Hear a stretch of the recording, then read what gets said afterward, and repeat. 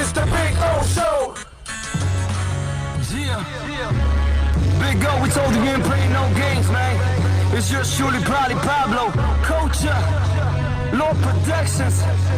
Good morning, South Florida. This is the Big O Show. You're tuned into the Big O Show. This is the Big O Show. This is the Big O Show. You tuned in to the hottest sports radio show with Orlando, a.k.a. the Big O. He covers all the South Florida teams, from the Dolphins to the Heat, well, you know what I mean. Monday to Friday, Friday Pablo in the Big O Show. O's on the radio, the top's where we gonna go. Miami, that's the way we roll. Locked on the morning show, Big O. No one has a similar show. Talk sports, talk plays, talk live and direct, because nobody do it better than Big O in the set. From sunrise, listen live, it's the best of the best. He's got the fans, got the heat, he's the best of the best. Big O, the only talking sports with a style. Break it a morning, it's Big O-N. Thank you for tuning in, keeping it glued in. Stay tuned, because right here's where the rumors in. Same place, because right here some of them begin. Simply call and just state your opinion. Real talk, sports talks, the Big O Show. Yeah, you love it, yeah, you like it, call him and let him know. Culture, probably Pablo, now introducing the man of the hour. Big O, a.k.a. Orlando Gary. All right, it's a Monday. Oh, a lot of good things happen over the weekend, some bad things. I get it. It's one of those kind of weekends where we can be happy about some things, depressed and disappointed about others. Thank you, Inter Miami. And so we will, definitely. We will definitely get into the good, Inter Miami, Marlins, and then we'll get into the bad, the Dolphins and the Miami Heat, obviously, which is what's probably gonna lead, right? I guess. And we're in this world where we want instant gratification. And I understand the frustrations that have gone on forever, right? It's 20 years of frustrations. And I get that we're dying for them to win, you know what I mean? And I would love for things to kind of turn around quickly, but it's not going to happen. And it's funny how we repeat the same mistakes over and over again. And I remember when we were going through that rough time with Whiteside and all these other guys and these, journeymen and stuff like that. And it was frustrating, right? Because Riley had stuck himself to these bad contracts, and we had people that were chiming in. And where are you, by the way? Where are all those people that said Riley lost it and you gotta change already, and Riley won't be able to do it again, and all that other stuff? And Riley's done it again. He and his crew figured out a way to get rid of all those bad contracts, and they're back on track. And I brought that up because I and so many others made the mistake years ago when we said, well, the game's passed Shula by. And to a certain extent, actually, that statement was true because the salary cap was taken over. It was a new way of doing things in football. It was going to be a huge adjustment for Don. And he put himself in cap hell with all those things he did in the mid-'90s. That Jimmy had to get out of that cap hell. You know what I mean? But the point is that everybody that followed Shula, I think until now, I'll still take Shula trying to figure out the cap and everything else compared to the crap that we've had for many, many years. So I understand how people are frustrated, but I also want to explain that you can't make the same mistakes over and over again. And last year, through the first two games when they lost 102-10, you wanted to fire everybody. You thought everybody sucked.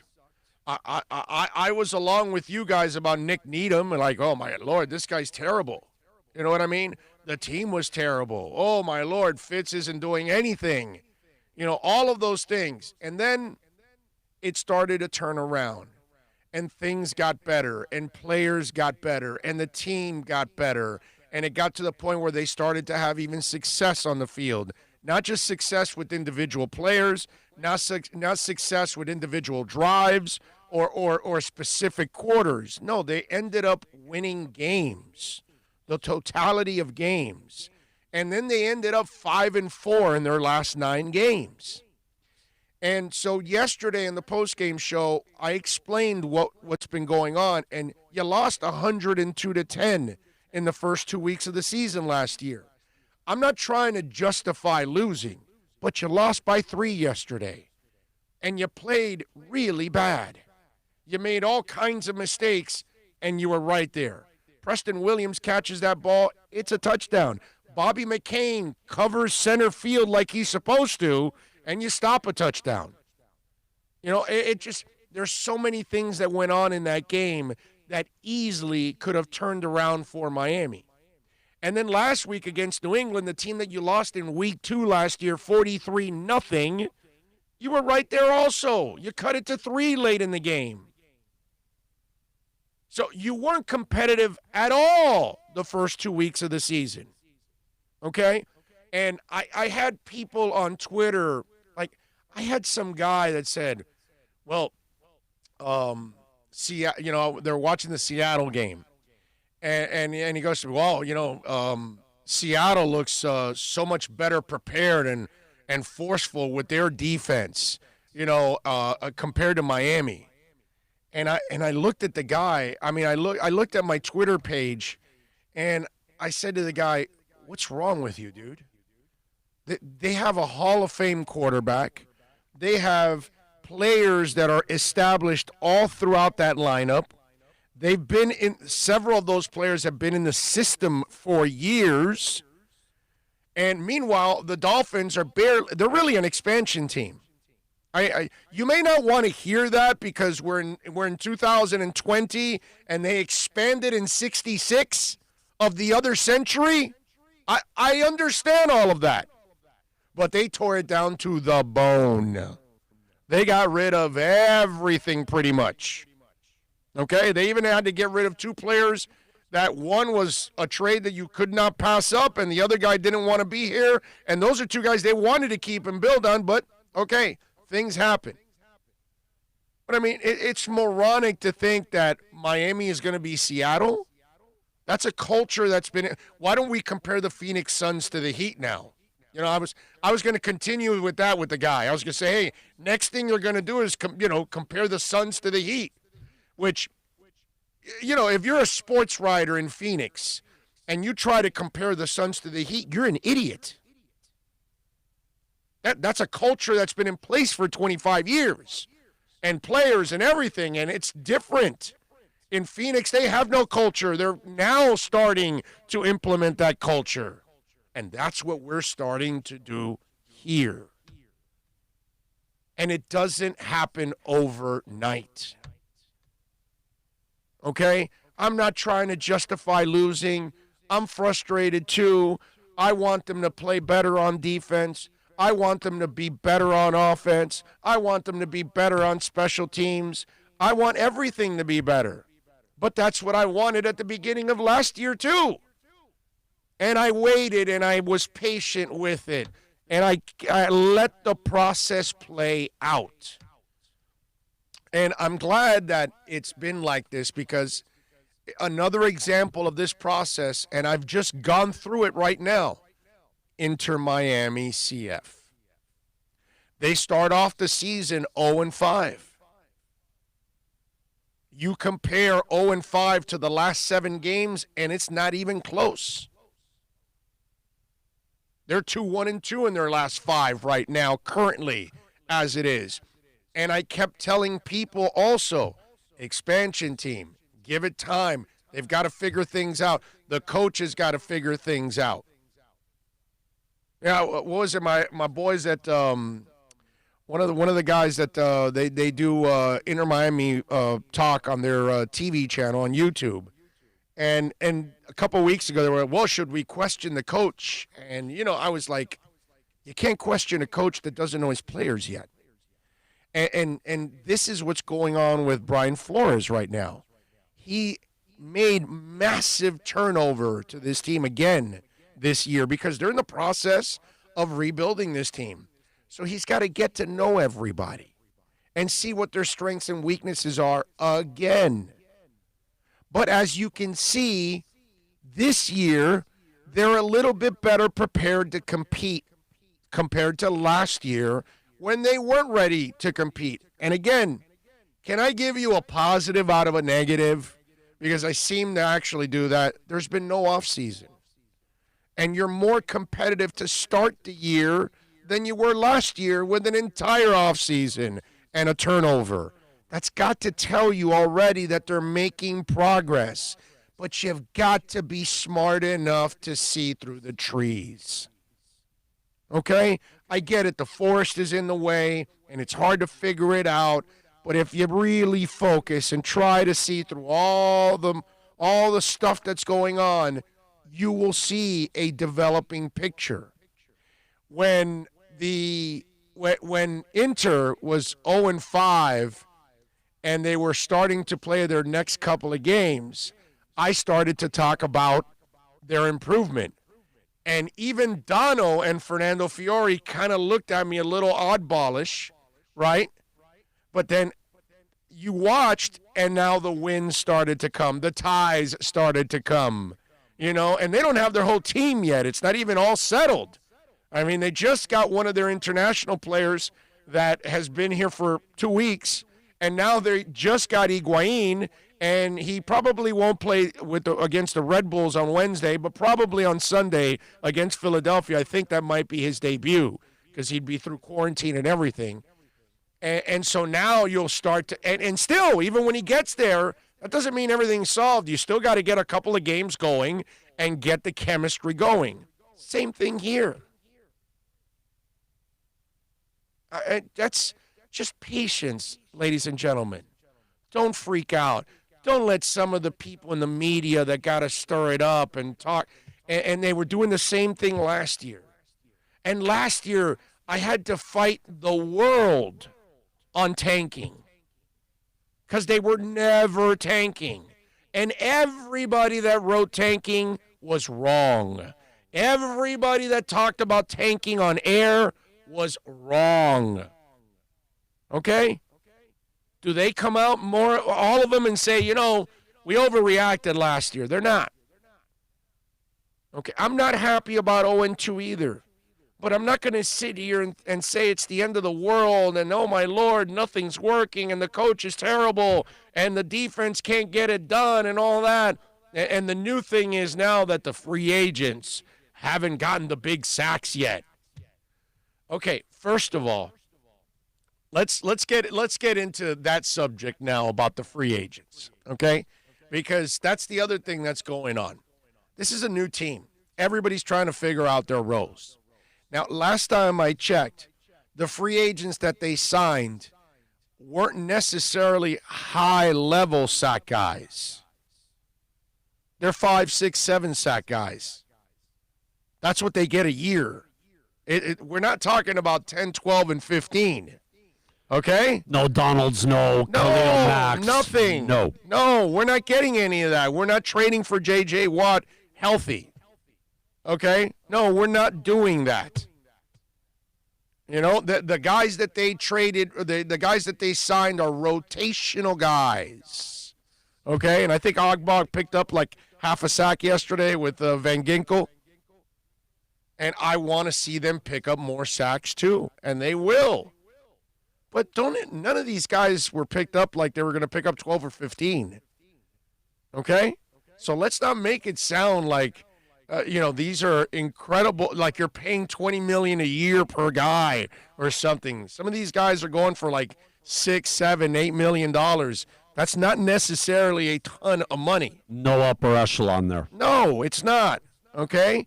And again, and I still think they will all play better. Okay? They're all going to play better. Let me see what Manny Lawson is. I just want to have a little fun with Manny Lawson's contract because I don't think it's anything out of this world that they've signed him for. But, I mean, I look at any of these guys, right, that they've signed. Shaq Lawson, I'm sorry. Manny was the guy in the Bills. Shaq Lawson. I look at all these guys, and you look at him. What he's got a base salary of $6.4 million, 7.9. Those are their salaries. It's not. It's not the end of the world, bro. I mean, decent players that are going to give you, but just right. They are what they are. They're decent. They're decent players. They're good value. Rotational They're good guys. value. But again, let's give them some time. It's only been 2 games, and you've been playing running quarterbacks.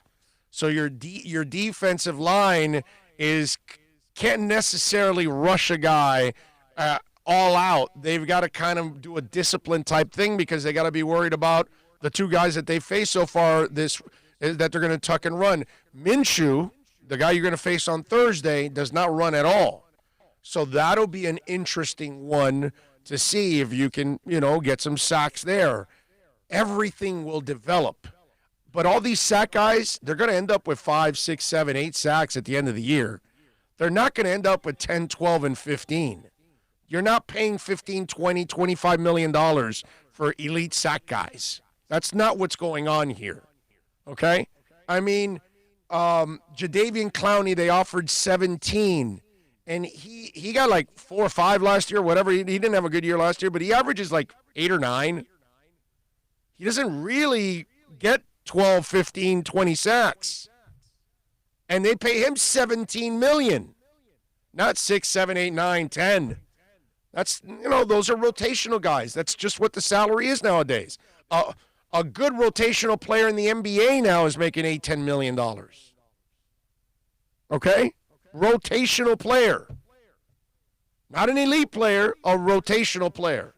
That's just what they make. They're not guys that are going to be making a ton of money. But I get it. You want to see more. It'll happen. But you can't expect it all to happen overnight. And then here's the other thing that when you look at what they've got to do over the next 14 more games is play better and find a way to win some games.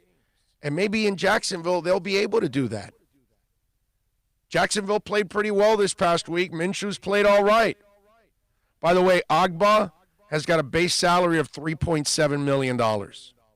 His cap hit is $7 million because obviously they gave him a signing bonus.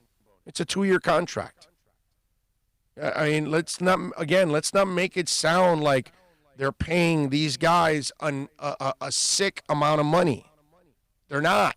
In fact, all 3 combined might be getting what you offered Jadeveon Clowney. Right? Who is it? Agba, Lawson. Oh, Van Noy does make some money. That one I think he's at like 10 or 12. But again, he's not elite 20. He's not Boza. He's not any Boza anywhere on this earth. He's not a Boza. But if you want a Boza, that's 20 plus, dude. He's not even a Robert Quinn. Yeah, well, Robert Quinn last year motivated. He hasn't done nothing with the Bears. We'll see what he does now that he got his money. I've seen that story before with that guy. And so I just chill, relax. I walked a lot of you off the ledge last year, and things got better. Okay, and I'm going to try to do the same thing again because it's Panicville. It's just pointing fingers. Here's the other one. Noah. Now, there's a couple of issues with Noah. Some of it may fall on coaching, and some of it is on Noah. Now, Noah's a rookie, man. Look, I was in the locker room covering Pat Surtain, and that guy was lost his rookie year. Couldn't get on the field. That's what happens with rookies. And so all of a sudden, you throw him an elite receiver, and this was an education for him in the process. Now, the reason why they didn't switch X over, I know Coach, and we'll address it in a bit when we're going to play Flores' press conference from yesterday post-game, and we have his press conference from today. So we'll do both of them, and we'll break them down because I've got some things I want to talk about from postgame, and I've got some things I want to talk about today from their press conference. But this was a learning experience for a kid like Noah. And the coach, there's a part of me that says that when Jones went out, he wanted to keep everything status quo because that's kind of the way they had the game plan set. They're only in week 2. They've made several changes to this team in defense and offense, right? But they're on defense at the moment. And so the coach says, well, if they start moving Diggs around, it starts to then change the responsibilities of everybody around the secondary. And so are we going to end up playing more zone? Are we going to end up playing more man? I don't want my guys thinking that much. Let me keep it basic to where it was. And Noah knows the responsibilities of Jones today. Well, then he's going to have to manhandle those responsibilities. And he wasn't ready for it. And I think he didn't want to, in the middle of that game, kind of change up everything when we're not talking about a secondary that's been playing together for a long, long time. And I think he also kind of said that, X is still not 100%, so maybe he wanted to keep it that way. Look, either way, John Brown is fast as hell. I'm not sure if you guys know this, but John Brown is really, really fast. So Noah was going to have trouble with whoever it was, and they were probably going to pick on him with John Brown too, because it's a rookie. This is what happens to rookies. And Nick Needham apparently is a slow starter because he sucked yesterday again. But he didn't play in the first week. So, again, maybe the kid needs to get out there, play a little bit, so he could kind of fine-tune his game. And this was a good moment for Noah to really learn, to sit there. And now, if he had any kind of a fat head, because you remember, everybody's writing, he's tearing it up. And they're practicing in shorts. They're not really hitting. Don't go crazy. I've told you, didn't I tell you guys throughout training camp, all the stuff that they were talking about, none of this means anything because they barely practice, they barely hit. We got to get to a game. And this is what it's all about now. There's, again, can I spin a positive now on this? Okay? Noah would have never gotten in there if it's not for the Byron Jones injury. Now Noah knows what it's like to play in a real NFL game against a top-notch wide receiver, and now he knows what kind of work he's got to do. So I know it was torturous to watch. It was painful to watch, but there's not a corner in the world pretty much that doesn't go through this unless you're like Deion Sanders or something. Unless you're one of those freaks of all freaks. And those kind of guys, the Charles Woodsons, the Deion Sanders, they're taking top 5 in the draft. Okay, they're not taking it the back end of the first round in the draft. No. They're taking in the top of the draft because they're like can't miss guys. Okay, so plug and play. Yeah, let's not put Noah at that level either. So he's not supposed to line up and shut somebody down. And here's the thing about all of this. The coach showed you last year that under the most chaotic situations, where you tore the entire team down, you were adding offensive linemen on the first week leading up to the first game of the season. Fitzpatrick was actually approaching linemen that on game day, introducing himself because he didn't know him. Okay, this is what was going on. And from as chaotic as it was, and the entire world pointing fingers at them and how terrible they are and that they're cheating because they're tanking, and what the Dolphins are doing are insulting, and they're putting players' lives at risks. All that kind of crap that went on. All those bullets are flying. And yet, he went through all that chaos, and the team didn't listen to any of that and improved as the season went on. Why have we all of a sudden just not given the man the benefit of the doubt again? And if I'm telling you, and I get it, it's 20-plus years of suffering. If I'm telling you, take a step back and look at the first 2 weeks compared to the first 2 weeks of last season with no offseason, and they're way more competitive right now than they were last year. What does that tell you? I think that tells me I'm pretty intelligent when it comes to football. I'm not really smart for anything else. But football, I kind of understand a little bit. That tells me that this team will turn the corner faster than they did last year. Third game, Dallas. Well, that's second half. Second half was a starting. And if you remember, Dieter got moved to tackle. Right. And he had never played, But I could say Dallas was this week. Oh, actually, Buffalo, man, we got within a score. I know. We got within a score. I know, you know what? But don't 2-point conversions. Don't tell the people that think the whole game. world's coming to an end.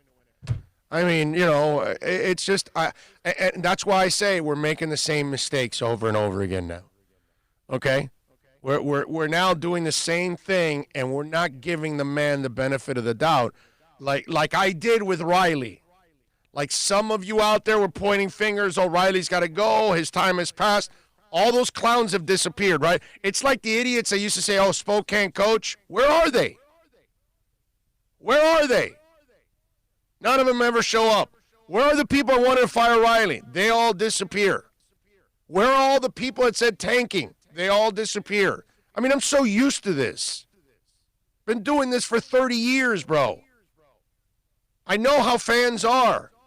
And they're fair-weathered as hell. And most of them are just, they're never happy. Knee-jerk reaction, man. No. And it's overreaction. That's all it is. I get that it says 0-2, but it's not nearly as bad as people want to make it out to be.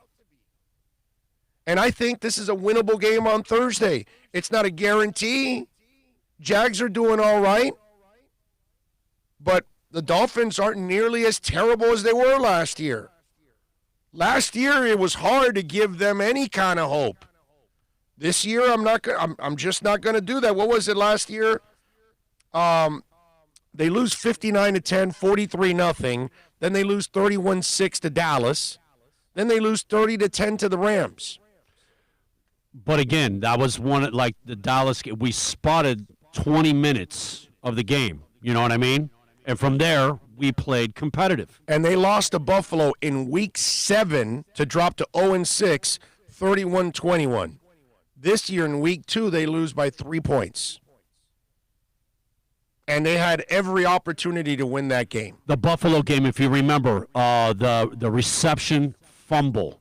Yeah. Remember? Yeah. That was the difference of the game. Yeah. I mean, it just I don't understand it. Why it's that way and why people have to make it that way, but it is, and it happens in all sports because I had Inter fans the same way. 0-5, oh no, the coach sucks and they can't get it right and they can't figure it out and this guy's an underachiever and that guy, and it's like, wait a minute, dude, they're an expansion team, relax. It's like, hold on. Take it easy. It's a team sport. Got to give guys a chance to gel. Somebody said to me yesterday, well, I haven't seen much improvement. I think this is an 8-win team. And I said back to him, well, that's improvement. They won 5. If you see an 8-win team, then they did improve. I'm sorry. We won in season 2. We won 12 wins from 5 to 12. We want to win the division and get to the AFC Championship game. If we don't do that, it's a failed season. I mean, really, somebody told me yesterday, I see 8-8. And I said, yeah, that's actually what I predicted. And that would be great. I get it. I want AFC Championship. I want a Super Bowl. I want all of that too. I want it just as badly as all of you out there. But I don't expect it this year. I don't even expect the playoffs this year. I think 8-8 is good. I think a 3-game improvement. And who's to say they can't win 8 games this year? They won 5 in their last 9. I expect this to be a better team as the season goes on. The offensive line's playing better than last year. And they had no offseason. I mean, just easy, folks. Easy. They had, all of 2 weeks in pads, right? Yeah. Before the first game. Yeah. And you're not and we're not even talking about a practice with another team. No. It was just you. Yep. Mano y mano. That's it. Gus 1388 is the first one in the house. The president in second, Alexa V, Ian from Brooklyn, Antonio Matos, Marta is in, Herman, Omar, Julius 305, Ohio John. He says finally time for real Dolphins football talk. Damn right, John. Clifton is in, man of 1,005 holds, Miguel, Richard. Let's see. Ray says, good morning, everybody. A bit amazed how the local beat writers are posting the worst defensive efficiency after 2 games. I know, it just, any kind of stats after 2 games is just positive or negative. It's just not really something you focus in on. But whatever. Let's see. 72 Finn's logo says, good morning. Oh, this team is still rebuilding. We need defensive line. Maybe, maybe not. You know, maybe the defensive line gets a little better. Now, look, they're going to need an elite pass rusher. They don't have that on this team. You know what I mean? So that will be something that they will have to acquire. Maybe next year in the draft they can acquire an elite pass rusher. Mickey Collazo says, what's up, Big O? 2 thoughts on the game. Defense didn't look too great. And do you think Chan Gailey's offense is a bit too vanilla? At least we have the heat. That's going to kick some Celtics ass. Let me ask you something. What does Chan Gailey have to do with Preston Williams dropping the ball? Right call? Throw wasn't perfect because it was just a little bit behind, but it was in his hands. Hit him in a bad spot. Right in the hands. Yeah, right through his hands, bro. And Preston has done way too much dropping of passes. That's got to stop. So I can't blame Chan Gailey for that. You see what I'm saying? He called the right play. Should have been a touchdown, and the game's over. That's all. Defensively, Bobby McCain, you get sucked up into the defense, and you're not there to help out X on the deep ball.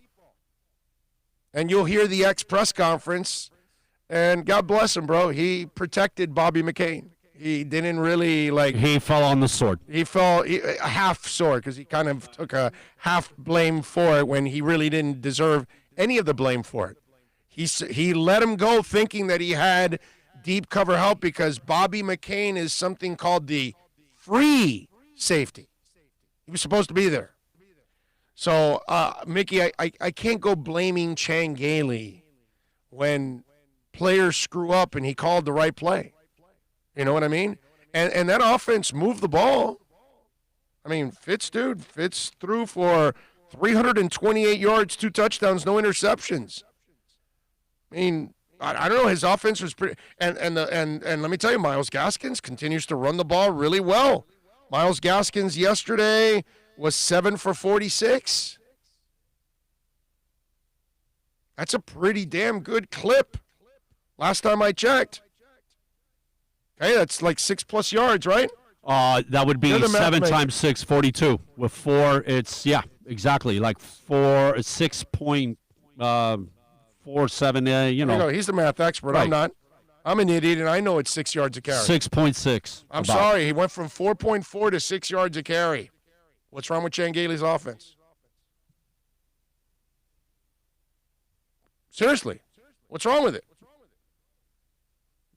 Catch the damn ball, Preston. That's all. Gesicki, man. And wow, what a catch. One-handed. I dropped the guy, right? Yeah. I just feel like, man. People gave up on Gesicki. Well, you know what? After the first year, people said he was a bust. Yes. The guy improved his second year, and in his second game in his third year, he put up a show for us yesterday. And Gailey's not really a guy that you expect a tight end to have big numbers in his offense. Traditionally, his tight ends are average. But you know what I mean? You have a good pass catching tight end. Oh, take advantage of it. He is way above average. Kenneth Cleveland is the first in the house with a super chat.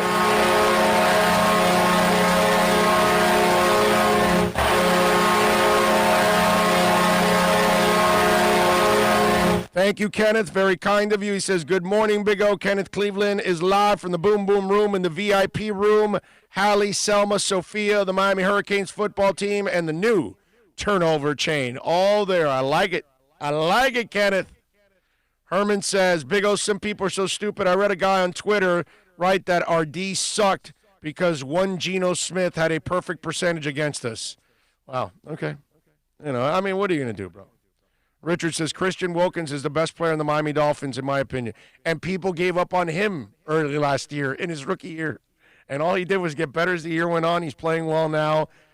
He's going to be a good player, man, for this team. I like him. You know? I like him. Nico says, O-line is much improved. Fitz isn't running around for his life like he was last year. Defense will come around. I agree. Pulisic says, yes, but no excuses for drop touchdowns and drop pick sixes. The team never makes big plays. I don't know. Did you watch New England last year on the road? No big plays there? No big play. So when they went 5-4 in their last 9 games, there was no big plays there. You didn't see Preston. You didn't see Parker come up with monster plays after monster plays. Get right in Gilmore's face. Like burn Gilmore, like have a concussion 1 week and leave the game and then come back and have 2 monster TDs that helped you win. Yeah, no, you're right, bro. They didn't make any big plays last year at all. No, you're right. I mean, you know, the catch by Gesicki. I was just going to say. It wasn't a big play. Yeah, why would it be a big play? Lewis Bryant checks in. ATL checking in, Big O. I'm only disappointed because I feel that the game was winnable for us. Amen. Exactly. That's the kind of disappointment. Yes. I love that kind of disappointment, bro. There's nothing wrong with that. But I'm fully on board with the Finns, what they are doing. We are rebuilding, not quick fixing anymore. Thank you, bro. It was there to be had. It was there to take. And, that's the hard part today. Yeah. Trade for what? And we're only talking a play or two, right? Who comes to with this stuff? If there's a play or two, we win the game. By the way, did anybody say trade for what? Which one? Are we talking the brother at Pittsburgh or JJ? I don't know. We never said to trade for anybody, but I don't know. Whatever. I guess people hear what they want to hear. Matthew Walker, I've got a spot open just for him. Everything is compliments of the Boom Boom Room. The limo swing by. There we go. So he's got the Boom Boom Room rocking. Adam K says, hey, we competed with the top 2 teams in our division, had chances in both games to win. I need to see something on D, though. This D will always let you down. I'm not going to go with this always let you down crap. I'm not doing the 20-year thing, bro. Okay? I'm judging these guys from last year and on. I'm not. See, that's the problem with some of you out there. You got to let go what happened 5-10 years ago. Okay? Judge these guys on what they're doing now. Okay? All right? Don't say that because the D showed up last year in certain games and helped you win some games finally in the second half of that season. So who's to say they won't come around and help you win a couple of more games? And it didn't help out that Byron Jones went out yesterday. Yeah. Look, Noah, when you get up on the line of scrimmage against the receiver, you have to engage him. You cannot let him run free. The kid gets up on the line, you know what I mean? Mm-hmm. A yard or 2 away, okay, and never touch the receiver and lets him run. So he's chasing. Yeah. With no chuck. Well, maybe you have to. Maybe he wasn't comfortable getting close. And you know what? Diggs has a lot of moves. He's a very good. Yes. He's one of the best route runners, and he's one of the best receivers in setting up. For the first step or 2, he's got you. You know what I mean? Yeah. And the kid, you could see it. He's just a great route runner. Right man. off, when he goes to spin, there is no chuck, there is no hit, and he's just chasing. Richard says, so Dolphins get a free pass this year, so when does the clock start? I never said free pass, but what are you holding them to, Richard?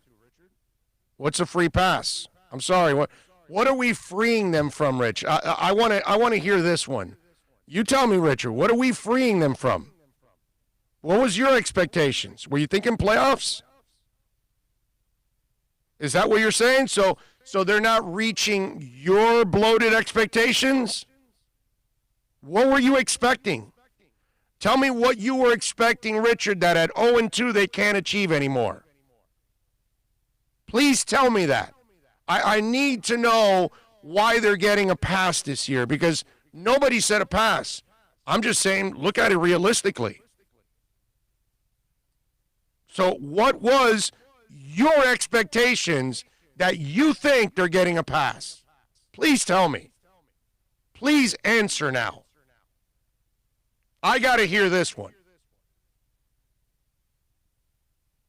Alexis says, Big O, 28 points on offense is not bad. I think most people are disappointed with the D. Lots of high-priced free agents. Which one? Vanoy or the other one that got injured? What else is high-priced? I think. Wait a minute. What else is high-priced? Explain to me. What else is high-priced? High price is 15, 20 million, not 6, 7, 8, 9.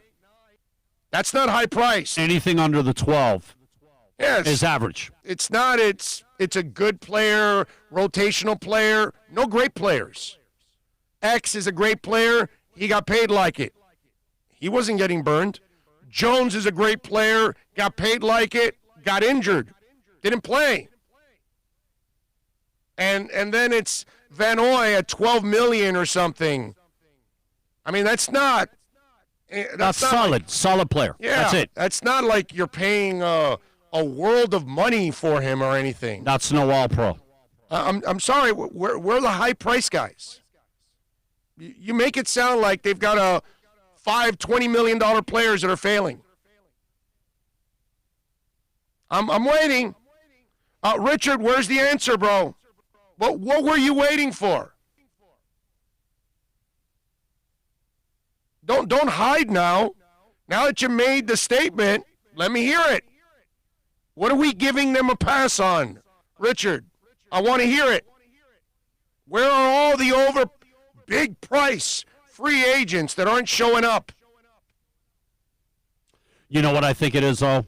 Because let's be honest. Going into the season, too many Cubans exaggerating writing in this town, probably. Our strength was supposed to be our secondary, right? That was the strongest component of our team, our secondary. Richard goes, I was hoping for 14-2. Okay. So he's being facetious. He's joking. Right. But now you're joking. Do you know why, Richard? You realize your statement was stupid. So you can only joke because you didn't have any substance behind that statement. It was a stupid statement. We're not giving them a pass. We're actually telling you what reality is. Just like the other guy. All these high-priced free agents that aren't showing up. Where are they? I'm sorry, I must have missed out on all these high-priced free agents. Decent salary, solid salary, nothing. It's not an earth-shattering salary or anything. Middle of the road. 32 teams, 16. He's, 10 to 18. Right? It's not. I can look it up right now. I can tell you what it is. It's nothing out of this world, bro. I don't even think it's 12, right? No, it's around. It is 12. I'm pretty sure it's right around 12 with the signing, right? Everything total packaged guarantee.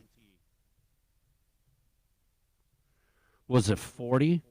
Was it 42 for 3 or 4, right? Bro, this thing is pissing me off. The damn the damn Lagging and dragging. No, the spell check, bro. Oh. It keeps doing it to me. Kyle Van Noy's a roster. He's got a base salary of $3 million, a signing bonus of 1.3, a roster bonus of 6.5, $10.9 million. That's your high price free agent, bro? $10 million? I mean, come on, man. It's not like it's a cap bid of 10, 13.9, and then they can get out of the deal. 1 year? Yeah. Or gone? I mean, Out give me the a door. break. It's not, it's a solid salary. It's not this high price crippling salary. What's X getting? That's a salary. Here we go. Let's give you Xavier Howard.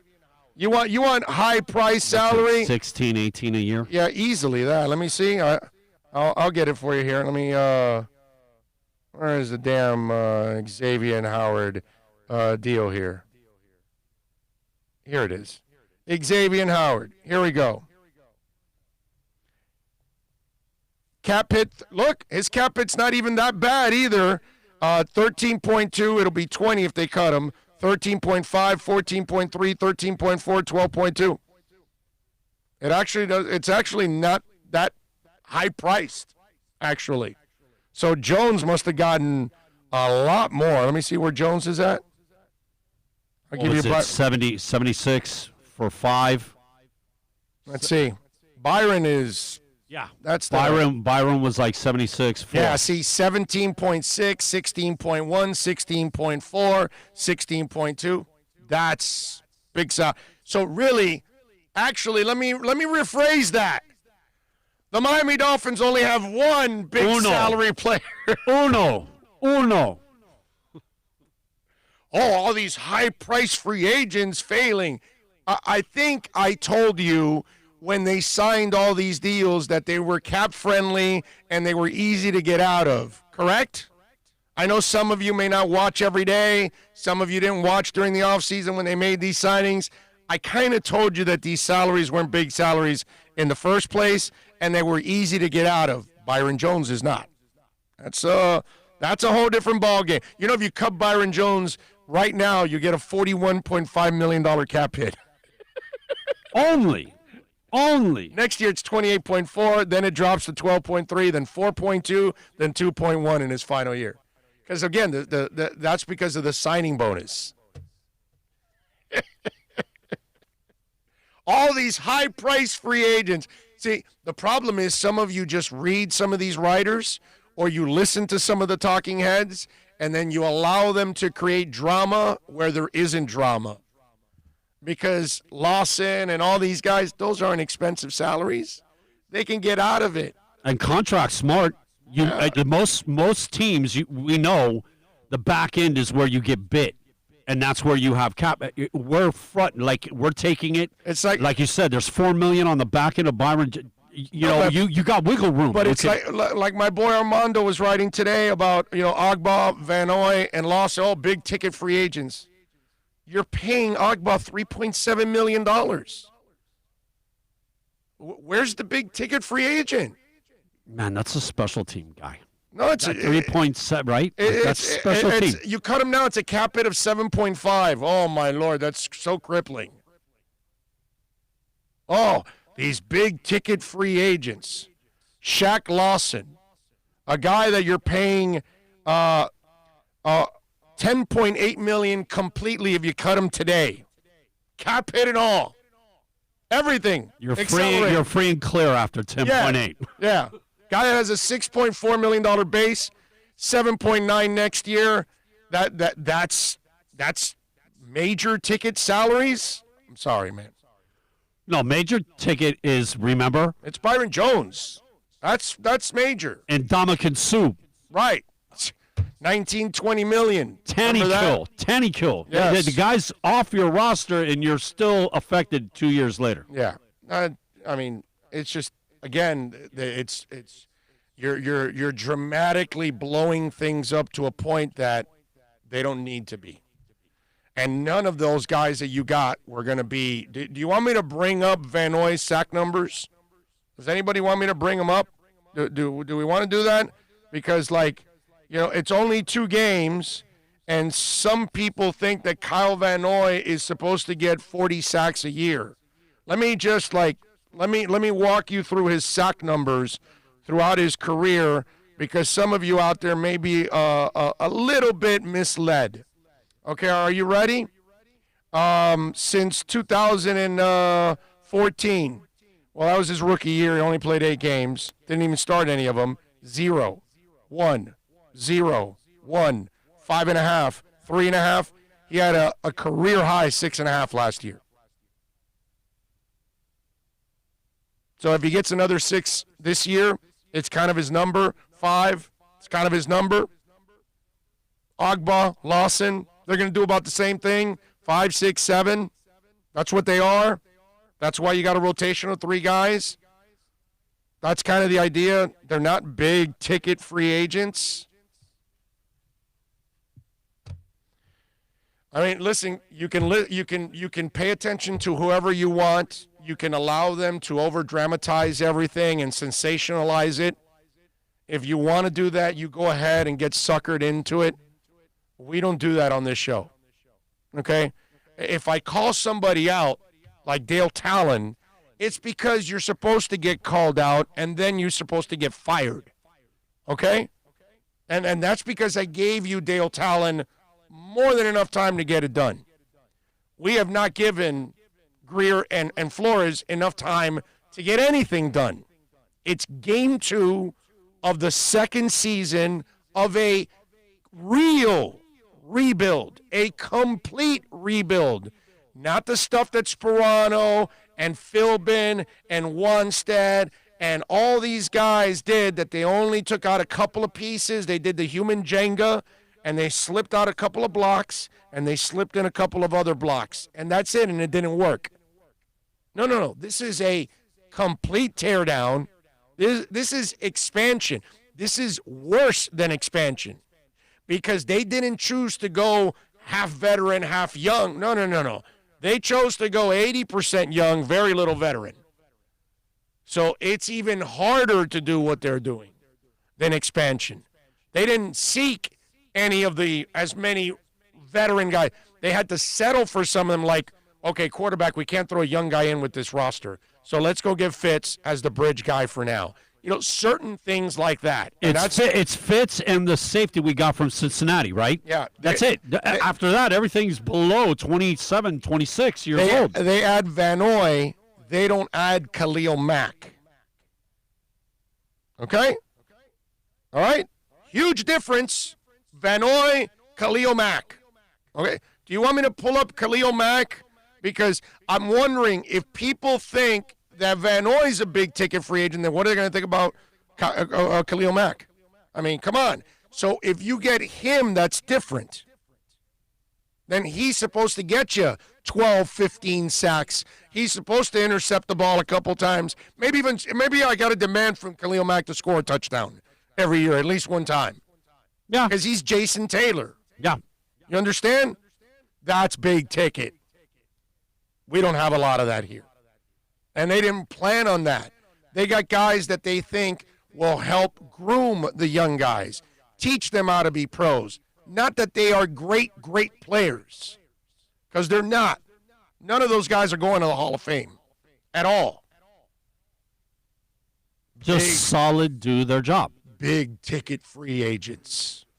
Wow. All right, 1 hour down, because, of course, that's what we do here on this show. Pretty much a straight hour almost, right? A little less? We are in the middle of 53 minutes. All right, there you go. Okay. All right, hour number 1 is done. Plenty of stuff there. I got a lot of things to talk about. We're going to get to Brian Flores. We got to get to the Miami Heat. We got to get to Inter Miami. We got to get to the University of Miami. We got a lot of things to talk about today on the show. Back with more. We want information.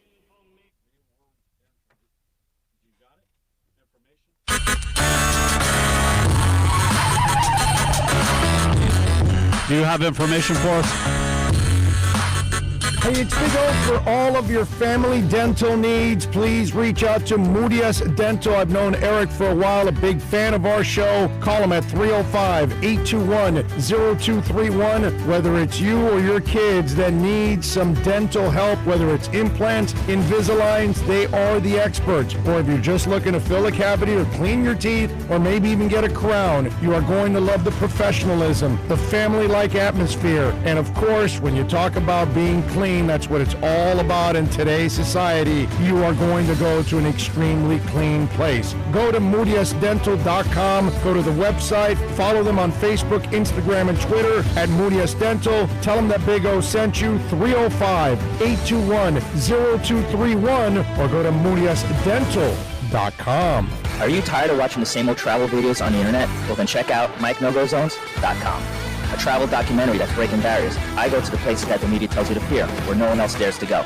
Baltimore, Opelika, South Side of Chicago, and more. Go to MikeNovoZones.com. Hey, it's Big O for all of your CBD, THC, or hookah needs. You got to get on down to VSS West Pines at 12397 Pembroke Road. Yes, they have got legal THC. You've got to check it out. And they've got, of course, when it comes to CBD, flower, tinctures, edibles, for all kinds of reasons, whether it's pain, stress, anxiety, you name it. And don't forget, when you mention my name, you'll get 20% off. Tell the boys out there that I told you to get on down to VSS West Pines, 12397 Pembroke Road, and call them 954-613-3367. Legal THC, CBD, all of your hookah needs. You go to VSS West Pines. It's a buyer's market at Toyota of Hollywood. Over 1,500 Toyotas on the ground, and truckloads just keep on coming. Now pay up to 50% less. 2020 Camry, not $29,000, $17,775. 2020 Corolla, not $22,000, $13,775. Buy a new 2020 Toyota with zero down and 0% financing, or we'll make your payments till 2021 at Toyota of Hollywood, the #1 volume Toyota dealer on 441 between Hollywood Boulevard and Sheridan Street.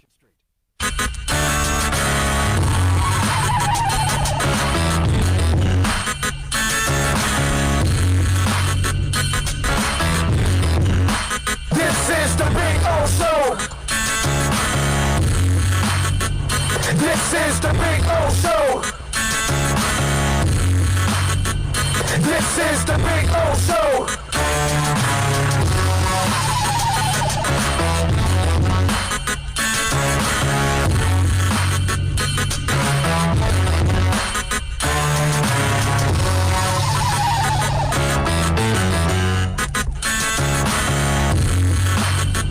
This is the Big O Show. This is the Big O Show. All right, we back.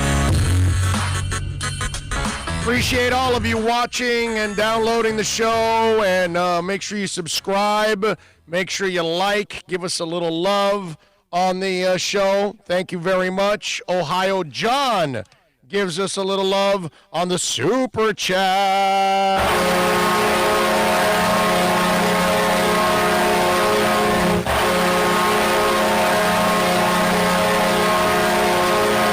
He says, I think Isaiah Ford is turning into another Devon Best. Well, just the player, right? Not the person. A dependable receiver. Again, the player, not the person. Fitz looks for him when we need short first down pickups. Yes, I love Isaiah Ford and how he has developed over the last couple of years. Kudos to the coaching staff. Kudos to Chris Greer fighting him in the draft as a whatever he was, 6th, 7th rounder, and has, kind of made his way into this lineup. And he is turning into the perfect slot guy, actually. And a nice one to complement Preston Williams and Devante Parker. So I am with you, Ohio John. Thank you so much for giving us a little love there on the Super Chat. You know what? Preston Williams, the drop, right? No Devante Parker. Devante Parker is worth at least 7 points, right? Yeah. At least 7. Yeah, right there. Mm-hmm. Totally forgot about the fact we're missing our #1 receiver. No, but he played. That's kind of, Yeah, but he played well yesterday. I mean, Devante was all right. Yeah. All, like you said, exactly. All right. Well, but, I mean. Just saw, know what I mean? But they have a good secondary, and they were focused on taking him out. And even if they took him out, he still caught several balls and was what's it called? He showed a lot of force a lot of times. Every time he caught a ball, he did catch a touchdown yesterday, so it wasn't like he wasn't productive at all. It's just he was targeted, 8 times, caught 5 of them. Gesicki targeted 11 times, caught 8. Isaiah targeted 9, caught 7. Preston targeted 5, caught 1. That's the problem. Yes. Okay? The other guys did their job. Preston's got to do his job. And Preston has had too many drops already. That has to end. Okay? That has to end already. He has to go a long time now without dropping a ball because it just gets to a point where you become unreliable. And as talented as he is, you cannot continue to tolerate drop balls. So Preston Williams needs to wake the hell up and catch the balls that he's thrown to, that's thrown at him. Joe says, even if we lose every game, which is not going to happen, by the way, run defense has been terrible and CB play was not what was expected. Yeah, but Byron Jones was not playing yesterday. That nobody said anything about the corners last week because they couldn't go after him because they didn't. So this week, the rookie gets thrown in there and gets exposed because he's a rookie, like most rookies. And so all of a sudden now the secondary is not showing up. That's selective as hell, dude. As soon as your starter at corner goes out, where do teams go? Yeah. The guy that just came in to replace that guy. And Fitz did that yesterday. They were picking on two corners for Buffalo. That's just the way it is. Noah was not going to come in as a rookie and be a shutdown corner right away. That's just the way it is. I saw Pat Surtain lost when he was a rookie and getting burned all the time. And that's why they couldn't use him. In practice, he was, still figuring things out. And then the light goes on, and the rest is history. That's just the way it is. But you can't expect it to say, oh, the secondary's not up to snuff. Why didn't you, Joe? Why didn't you say anything last week about the secondary? So they didn't show up this week because they picked on a rookie.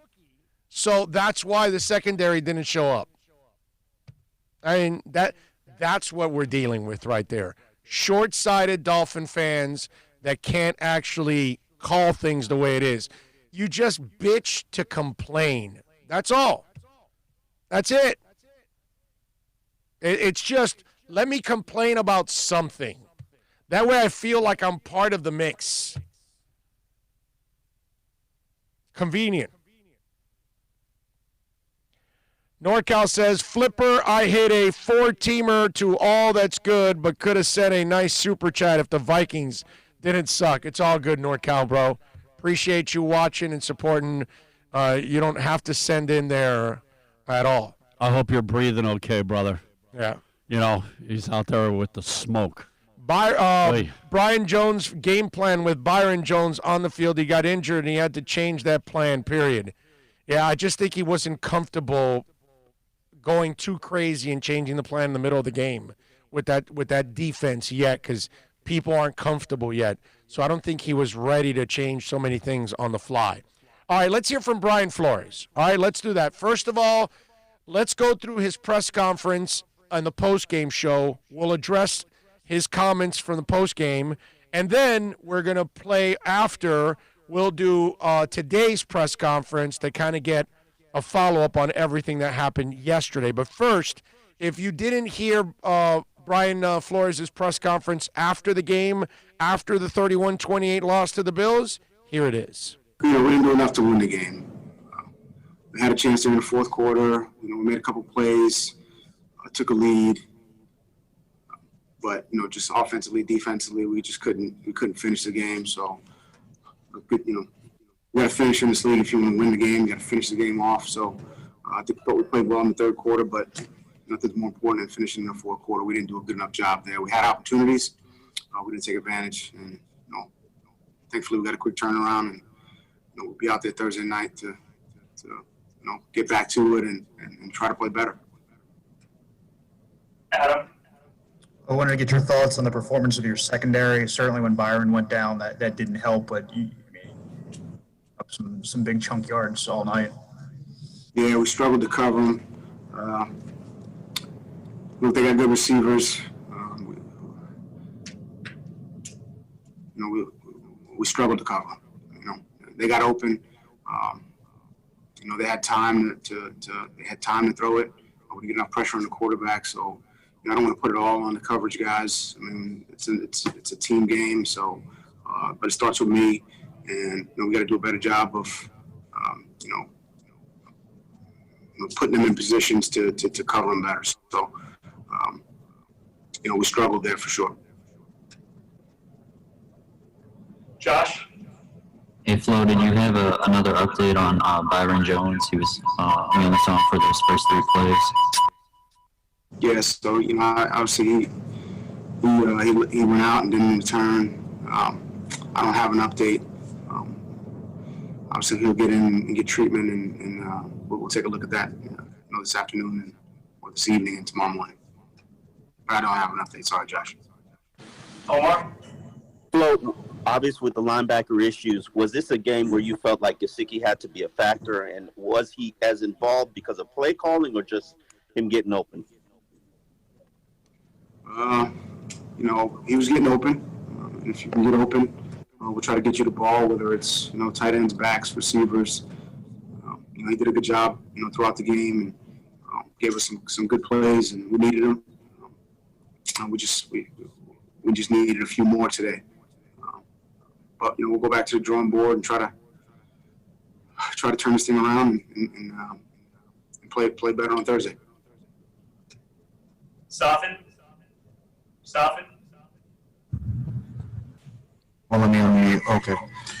Flo, you guys had the 6 plays after the delay, the 10-play drive, the 12-play drive, and the touchdown at the end there.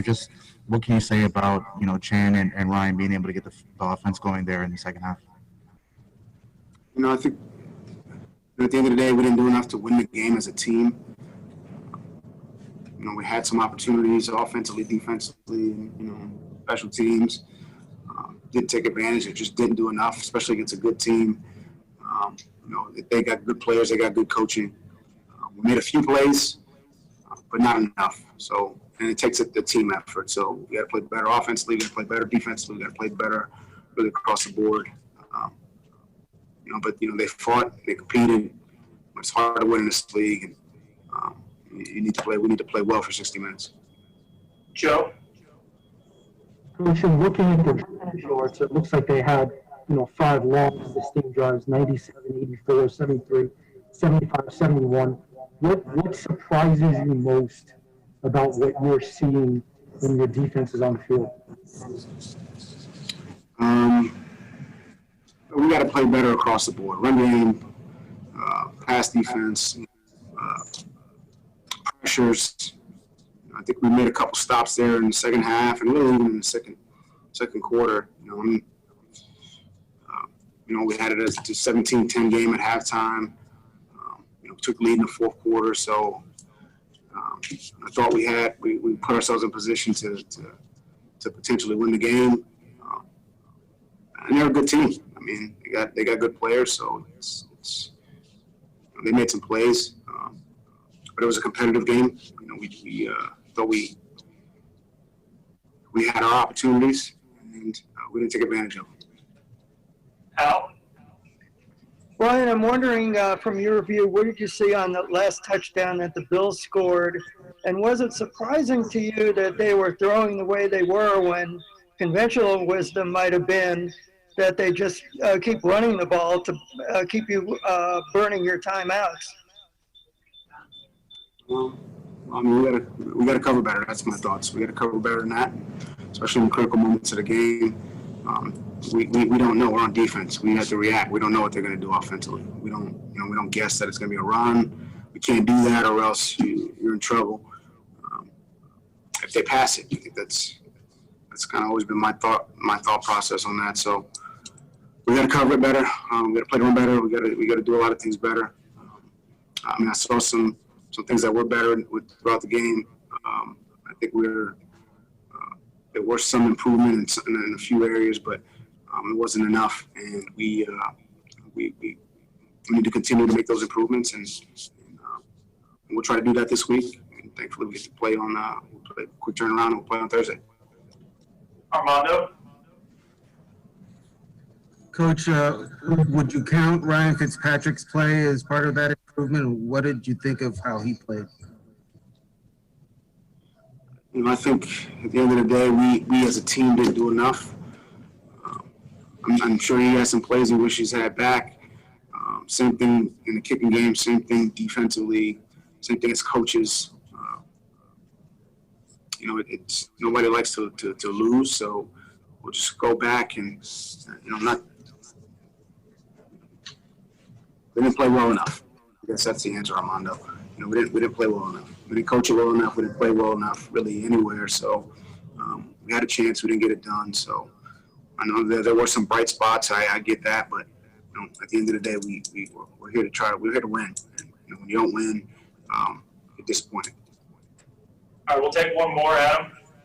Flo, can you take us through the thinking of the 4th and goal going? And obviously, play was there, but the pass was dropped. But when you look at the scoreboard, 3 points, there's a difference in the end. Just your mindset of going for it there on 4th down. We'll be aggressive. I think, there's a lot that goes into that, but I have confidence in our offense to pick up the 1 yard. Play on, we just didn't execute. So I think that's just want to be aggressive. 1 yard for a touchdown, 6 or 7 points instead of 3. I think it's worth it in that type of game, especially against that type of team. You got to be aggressive to beat a good team, and that's kind of my thought process there. But we got to execute also. That's the head coach, Brian Flores. Now, I didn't want to stop. I wanted to let it play out so I can explain what he was doing. And I'm laughing because while I'm watching the press conference, I look over to the chat board and I see CC. He says, this guy already sounds defeated. And then another guy, Eric Batter, then says he sounds so defeated. And it's like, you guys, are you gullible? Or when they call you and they ask you for your Social Security because they say that they're watching some bank activity, and do you give them your Social Security? I'm just wondering, do guys like you fall for anything? Do you understand what the coach was doing there? Let me explain to CC and Eric and all that stuff. If you've watched Brian Flores, okay, how's a man defeated when his team cut it to 3 last week, okay, and could have won this week? How's that defeated? Did you see quit in that team? What was going on was a coach that is pissed of a loss, doesn't want to have to answer the questions to the media, but he's doing it, and he's doing it with an agenda. Did you notice the agenda throughout the entire thing? It was, we didn't play well enough. Even in the bright spots, even when he asked about Fitz, and he could have gone off on Fitz and said, Fitz played really well. Fitz gave us every chance to win the game. We didn't do enough to help Fitz win the game. Preston could have hung on to the ball. Defense could have stopped somebody. Our rookie corner could have, batted a pass or two. He didn't do that. Do you know why? Brian Flores is not going to do that. And when they asked him about Noah's struggles, he talked about the team overall, because he's not going to go trash the young man after he struggled throughout the entire game. The last thing that the young man needs right now is that his coach slams him publicly. You understand? Noah Igbanigami or Igbanamani or whatever the name is, I still haven't learned it yet. But that kid feels like crap. He didn't sleep at all last night. So do you think that Flo, being the smart guy that he is, because he's a smart guy, dude, and he knows that his rookie corner, just had a rough day. So now do you think the coach gains anything by ripping him? At this point, he doesn't. So while he's not going to rip Noah, he's also not going to praise Gesicki, and he's not going to praise Fitz, because he wants to look at it as a team thing. And so he stayed on that agenda of answering it the same way for everything pretty much that was asked. Whatever it was that they asked, it wasn't good enough. If it was on the positive side, and if it was on the negative side, well, that contributed to why we did not do well. We did not do well overall. And that was what the agenda was all about. It's not that he sounds defeated. That's ridiculous. If he wasn't defeated after 102-10 last year after the first 2 weeks, If he wasn't defeated after 0-7 and they went 5-4 and they took on New England in Week 17, how the hell do you think he's defeated now when he lost by 3? Do you know how ridiculous that sounds? Oh, he sounds defeated. Oh, dude, he's a depressed head coach. You want him to what? To be happy about a loss? He's not that guy. He's pissed. Oh, so you want him to be Joe Philbin. Well, I'd like to start off the press conference by congratulating the Carolina Panthers. They did a great job today in winning their game. Now let's talk about our team. I want to thank the New England Patriots for their effort today in beating. I mean, I wanted to punch him right dead center in the face every single time he did that. I hated that Joe Philbin did that every time. Every time he did that. Go back and look at those. Is that what you want, dude? Because that's defeated. Walk over, kneel down, and kiss that ass, right? Oh, my Lord. Give me a break, defeated. Have you watched Brian Flores? What the hell do you think says defeated about that guy? Come on. Think about that statement, and then just think about last year. If that guy didn't quit after 0-7, how's he defeated now when his team actually was within striking distance for both games? They had no shot last year at both games, and he was never defeated. This year, he had a shot at winning both games. And to those guys, he sounds defeated. Come on, man. Is it 420? Or are you drinking? Or would you go hit Jensen Liquors or something? Is Jensen still around, by the way? 786-322-1105 if you want to get in on the program. Oh, he sounds defeated.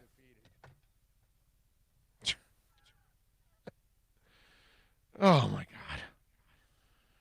God. Anyway. So what are you going to do today? I'm going to do day drinking. Yeah. I love listening to Coach Flores speak. He was clearly disappointed after losing, but didn't sound defeated. There's nothing defeated about that guy, bro.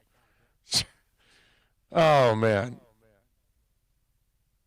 Miami Kid J says, Big O, I like Flores, but another performance like this by this weekend, especially against Jacksonville, then the honeymoon is over for me. Why wasn't it over for you at 102-10 last year then? So the honeymoon's almost over in 2 games that they had a chance to win. Okay. All right. If you want to see a definition of defeated, look up Adam QB Silencer Gase or Joe Hats Off to the other team, Philbin. Exactly. Honeymoon? Yes. Bro, if I'm not mistaken. Or how about Camp Cameron, dude? You want defeated. Wow. That was defeated. We're still in the dating process, right? We're not married, right? There's no honeymoon. Like, we're still dating. Yeah. Like that's where we're at, right? Yeah. But I love what I see from this guy. I got no problem with it, man. Big O, they don't get it, man. They've never played a team sport. I never played in the NFL either.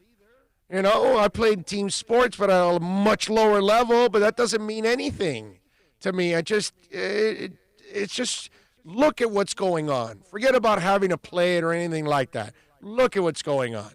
Look at the year that guy went through last year. How in the world could you ever call him defeated? You know?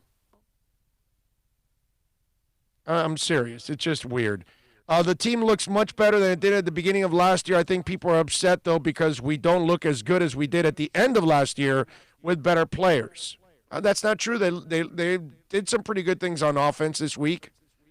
They did some nice things on offense. They scored 10 points last year in the first 2 weeks. And then at the end of last year, I get it, but, offense hasn't been that bad at times. They've gotten some stuff going. It's been the defense that's been more of a problem the first 2 weeks than anything else. Did you expect our offensive line to be where it's at right now? We're like, right?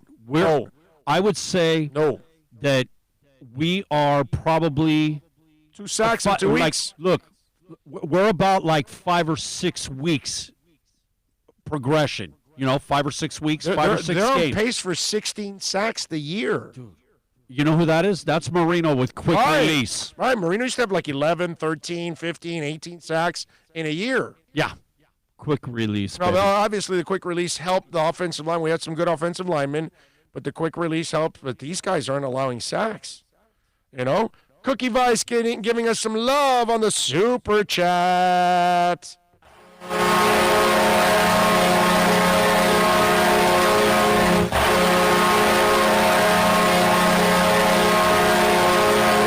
Thank you, Cookie Vice. Appreciate you. As always, it says, if Brian wasn't defeated by the way he grew up, I don't think he's going to be defeated by losing football games. Amen to that. That's a nice nugget right there on your part, Cookie Vice. Yep, no doubt about it. I'm with you, man. Offensive line progress. It's as if we had played 5 or 6 weeks. Miles Gaskins is running the ball really well. Gesicki's playing well. Devante Parker, even though he got a little banged up last week, came back this week, looked good. Probably not at 100%. I mean, Ford. There's stuff. Isaiah Ford's looked great, man. He's been fantastic. It's a lot of positives, man. It's just, I get it, they lost, but it's not the end of the world. All right, let's do this. Let's take a quick break. We'll come back. We'll hear from Brian Flores. He addressed the media this morning. We'll get some updated stuff on maybe some of the injuries, which I doubt. He normally doesn't give any real updates on the injuries, but we'll get into some of the other things that he may have talked about in the press conference this morning. We also got to talk a little Canes. We got to get into the Canes, Inter Miami, the Miami Heat. We got to get into that overreaction, too, by many. Lots of things to get to. Quick break right here on The Big O Show.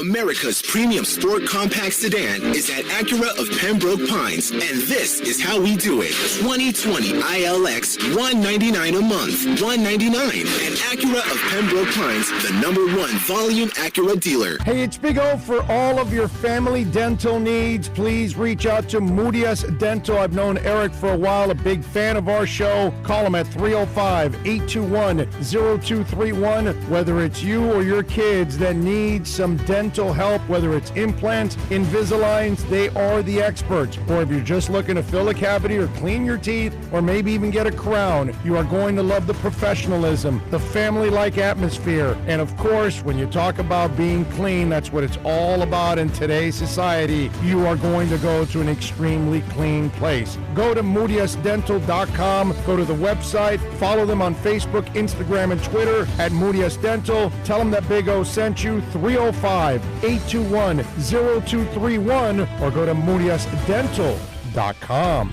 Are you tired of watching the same old travel videos on the internet? Well, then check out MikeNoGoZones.com. A travel documentary that's breaking barriers. I go to the places that the media tells you to fear, where no one else dares to go.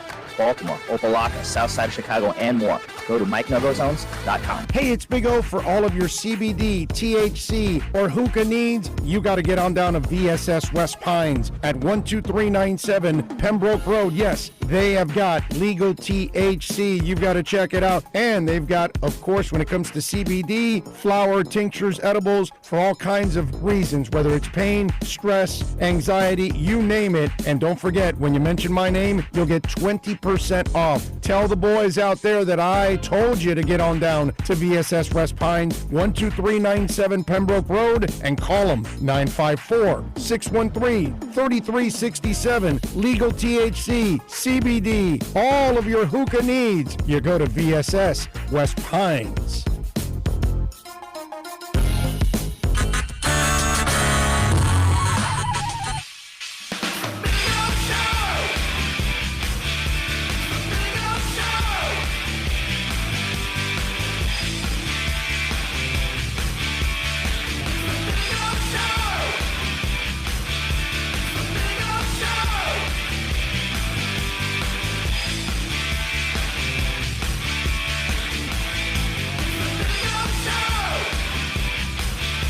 All right, we're ready to rock. Welcome back. Appreciate all of you out there. Make sure you give us a little thumbs up while you're watching. Share the link, subscribe, all that good stuff. Appreciate all of you out there. As always, thank you for downloading the show at monster numbers. You guys are absolutely fantastic. One guy is asking me, New York City Kane, he says, how much longer before we see Tua? So let me ask you something. What makes you think Tua's ready? I don't know, He goes, well, going based on his peers from his draft, I observed Burrow playing, observed Herbert playing. Why not play him already? Well, Herbert only played because Tyrod Taylor got injured. And the coach said that they're going to go back to Tyrod Taylor if he's healthy.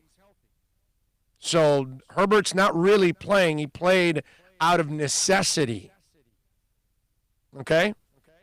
And he had actually some really nice throws in the game. I'll give him credit. But again, it's one of those things where they didn't game plan for you. You surprise them. You start.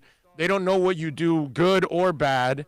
And so it was one of those things that in the game, they had to then kind of figure you out. And once they get tape on you, it becomes a whole different ballgame.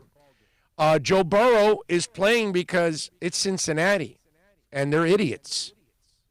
And so they're just going to throw him out there, and it's not really a good team. Have you seen the offensive line for Joe Burrow? Not a great offensive line. But but then again, they hired Zach Taylor as coach, and it's, the owner's the owner. What are you going to do? But I wouldn't use those as examples. Look, man, I get it. Most of you have no patience. Most of you want a turnaround within a couple games, right? Most of you want to go already to the Super Bowl and win it all. And most of you, you want to throw Tua out there right away. You don't even know if he's ready to play.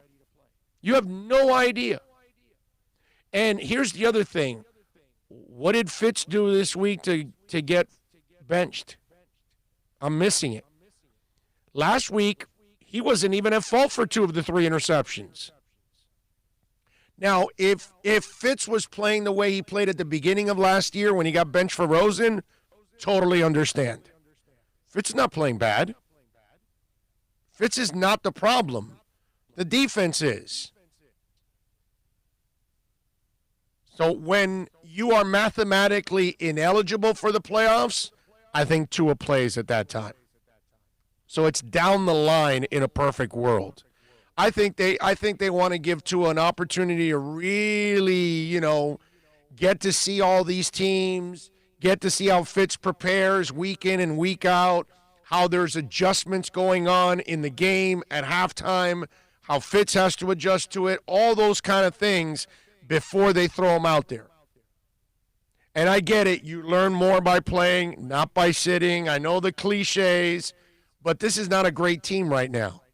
So give it a couple weeks, and when you're a much better team, you can then put Tua out there so he can have more success because you've got a defense that can play a little better. You got an offensive line that can run the ball and pass block. Your receivers are all healthy. Everybody's going through the motions, and now you can throw Tua out there. I get it, man. There's no patience in this world. Inter Miami must win the MLS Cup. The Marlins have got to make the playoffs because, hey, this is, a short season, and why not take advantage? And the Dolphins in their second season, the second game, should already be working on an undefeated season to, erase the memory of Don Shula. Okay? I get it. They're all supposed to turn things around like this. That's how it's supposed to go. All right, let's play Brian Flores this morning addressing the Meteors.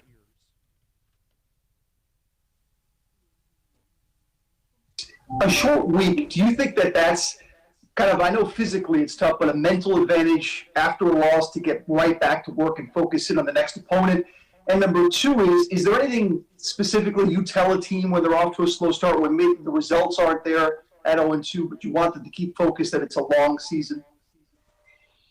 I'll answer the second question first. I think every day we just try to come in, improve, get better.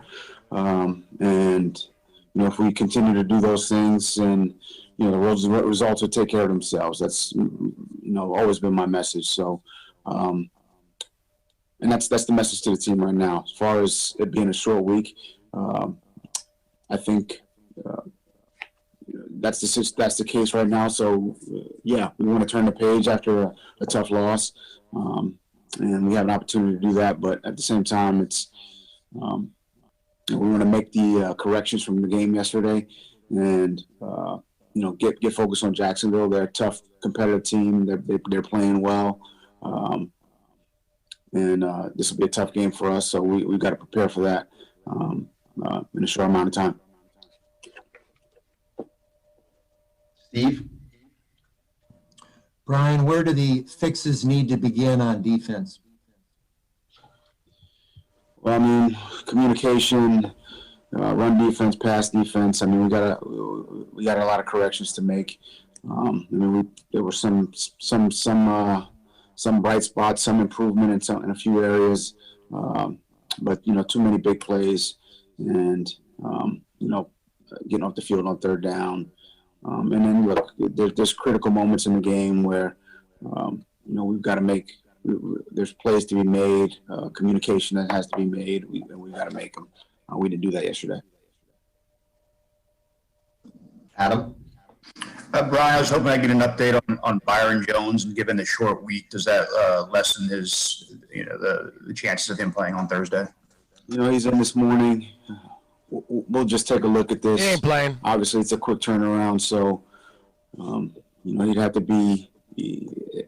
to heal, pretty quickly. But growing injury, I'm not ruling him out or anything just yet.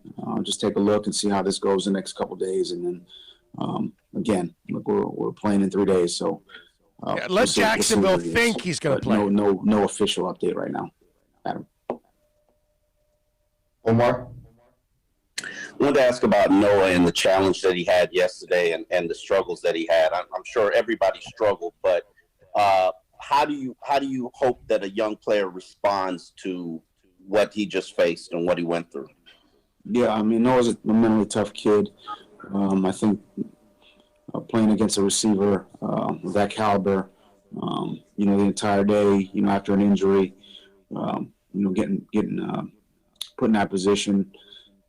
He had some instances where he covered him well, and then he had a lot of instances where Diggs was able to get open against him. So I think it's a good experience for him. I think he'll learn from it.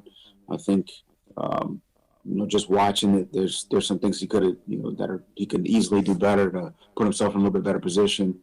And I think hopefully in the long run this will be a good thing for him. Experience, and he's not going to trash Joe it. Shad? Flo, what are some of the preparation challenges and maybe logistical challenges that football, non-football coaches might not think about having the short week? How do things get condensed? There's a lot of challenges, but at the end of the day, you just don't have enough. You don't have as much time. I would say that's you don't have your normal schedule. You don't have your normal amount of time that you would hit first, second, third, red zone, 2 minute. You just don't. Everything's condensed, so you just got to get it all in a short period of time. As far as trying to put anything brand new in, it's hard to do. You don't get it practice. You never see it full speed. So those are just a few of the challenges, Joe. I mean, at the end of the day, for most teams, I imagine, you may throw 1 or 2 new wrinkles in, but it'd be off of something that you already have in, so there's not a lot of new learning. So, I mean, those are just a couple of the challenges, but that's also, especially after, a tough loss, you want to kind of get it turned around and get out on the field quickly. So, I think that's going to be, in this building, that's we're looking forward to it. Safid? Good morning, Flo. I wanted to ask you something about Preston Williams and his body control. It seems like he has a tendency to maybe jump while he's catching passes and also maybe like falling over after, making a catch, or, what can you say more about him kind of keeping things under control, not jumping for every catch, and maybe having some better body control? Preston's a young player. He's very talented. When we talked to him about, just his technique at the top of routes, catching the football with his hands, he works at it, a lot. He works very hard at it. I think I would say he's good body control. He's made some tough catches in traffic, up over guys. So, just from a body control standpoint, I think, I know he had a nice catch on the sideline there. That kept his feet in. So, look, players have good plays, bad plays. We try to correct the bad ones, but we don't. I don't want to label him a bad body control guy. I think he's got good body control, in my opinion. Josh? Hey, Flo, from an offensive line standpoint, how do you think they performed in week 2? It was a good front. They had good pass rushers. A couple of the blitzes got in there. They sacked us 3 times. But overall, I thought we had time to step up and throw the football. There was space for us to do that, and we executed from that standpoint at an okay level.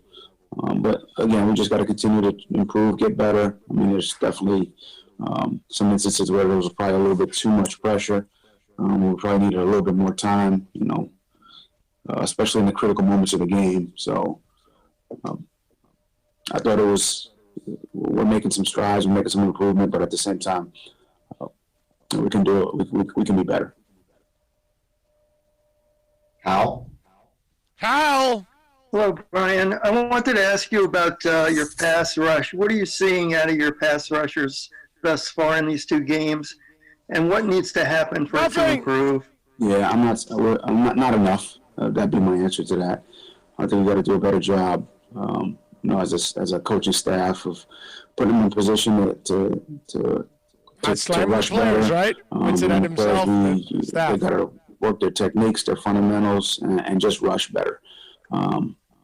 So, again, there's a lot of things that we have to work on.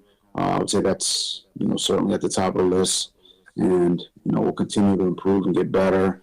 We're still trying to, find who does what best and put guys in positions where they're doing what they do best from a rush standpoint, from a coverage standpoint, from a zone standpoint, from a blocking standpoint, from a return standpoint. Figuring stuff out. We're we've got to, we as a coaching staff, and it starts with me, we've got to do a better job of putting guys in position to make plays. Armando? Morning, Brian. I'm wondering, I know that he missed early camp and he was on the physically unable to perform. What is your confidence with Xavier Howard's health and recovery? And what would be the thinking for not having him cover Stephon Diggs yesterday? I think I would say he's healthy. We wouldn't put him out there if we didn't think he was healthy. Obviously we had injuries yesterday, as you guys saw. But he was on Brown, and I think he's healthy. And to me, we just got to cover the guys that we're on. I think we had issues with Stephon Diggs, we had issues with Brown, we had issues with Beasley. So, I think we just need to put, my message to the guys is the guys we put you on, those are the guys, we expect you to cover. Whether that's Noah on Diggs or Byron Jones on Diggs or Exum on Brown or Needham on Beasley, we all just had to do a better job of covering. And, we felt like that was the best matchup. So that's why we did that.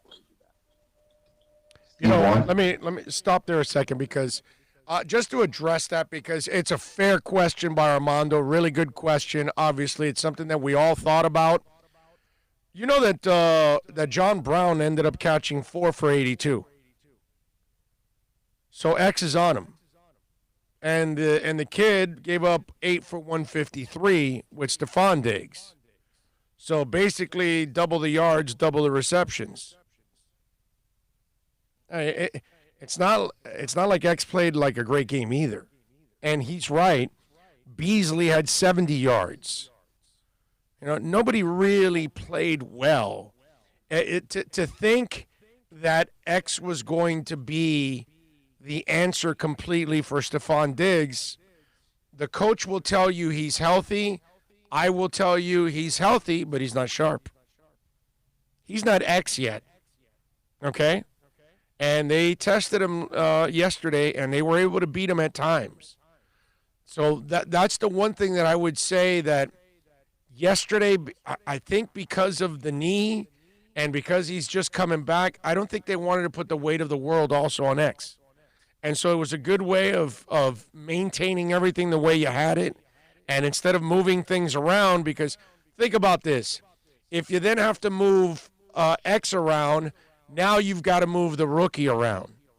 And if the rookie likes to play only on one side, or he just wants to know or keep them simple in assignments, then that's going to complicate things. If you start changing up assignments, moving him around a lot, and he's a rookie, he's got enough to learn and to adjust to that you didn't want to put too much on his plate. So they figured as tough as the cover was, it was still kind of simple as in the responsibilities of it. And there wasn't a lot for him to think about. He just didn't execute well. But if you really look at it, it wasn't like the entire secondary executed well, right? Because if I look at the stats, 4 for 82, that means John Brown averaged 20.5 yards per catch. And I'm not the math expert. He is. Okay? Cole Beasley, 5 for 70. Okay? So that's what, about 14 yards a catch? That's pretty productive. I'm just saying, let's not make it sound like, hell, the McKenzie kid had 2 catches for 47 yards. All right? So let's go. Let's hear from the coach. 0-2 is tough, Brian, but what are the things that have happened in these first 2 weeks that you feel like you can build on? I mean, 0-2 is tough. So, there's a lot to build on. Not build on, but improve on. And that's kind of where my focus is. Just, a lot of the things, like I said last week, are correctable. We made some corrections yesterday, not enough to win the game. In all areas, offensively, defensively, in the kicking game. It was a more competitive game than the week before. We had a lead in the fourth quarter. We got to finish. So there were some things we got to build on. The thing that we have to do is we have to finish. And that's something we talked about, something you learn to do as a team, as a unit. We need to learn how to do that. And that's kind of where my focus is right now. All right, time for 2 more. We'll go to Omar. True. Flo, I want to ask you, the Bills hit you guys with a lot of crossing routes. That's something that teams do I'm sure to teams that play press defense. Mm-hmm. Is the issue the fact that you're not getting pressure on the quarterbacks, or something that you need more zone? It's a combination of pressure, mixing coverages, potentially keeping someone on the weak side. All those things, and we have answers to all those things. But as a press team, as a cover one team, we got to cover better. We can't let people off the hook from that standpoint, and we got to coach it better. We got to mix the coverages. We got to cover better. So we're all a part of it. This is one team. We got to coach it better. It starts with me. We got to play better. I think the players understand that. We're not pointing fingers and making excuses. We're just going to come to work and work to get better. That's, one thing, I think it was Steve, you asked what we can build on. It's that these guys work. They come to work every day and they want to get better, and it's important to them. So we'll build on that. And, my experience says that we'll improve if we have the attitude that, we've had. All right, final question. We'll go to Joe. Ultimo. Well, I feel like you're trying to keep a pretty positive mindset. I noticed at halftime, as the team was coming off the field, you were encouraging your players. You have a lot of young players and a lot of new coaches. I'm wondering how you personally are balancing wanting to maintain positivity and also the reality of sense of urgency. Well, there's always a sense of urgency in this league, for sure. I try to be positive, more than not positive, for lack of a better term. But I think these guys, they look. There's a lot of there's a great sense of urgency in this building. I think guys want to be good. They want to win. They want to improve. They want to get better. There's definitely a sense of urgency. So I guess I don't want to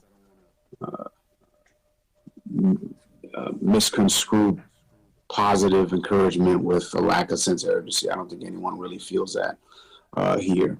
And players, they work extremely hard. They want it. I understand that. It's not all positive. I mean, I try to be demanding and tell them how important, each play is. But at the same time, look, when we kick a field goal to go down one score, and we're getting the ball at half. After the half, I mean that's something to be excited about. So I'm going to be excited, and I'm going to encourage them. That is the head coach. Hold on, Matt. So one last thing, I just want to one more. Send condolences from myself and the Dolphins to James White and his family. He lost his father Tyrone in a car accident here in South Florida yesterday.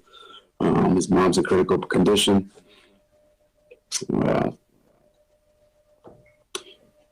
His father is an incredible person who did a lot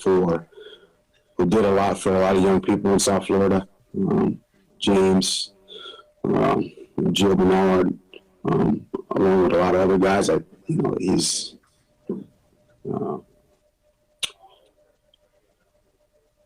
it's a big loss.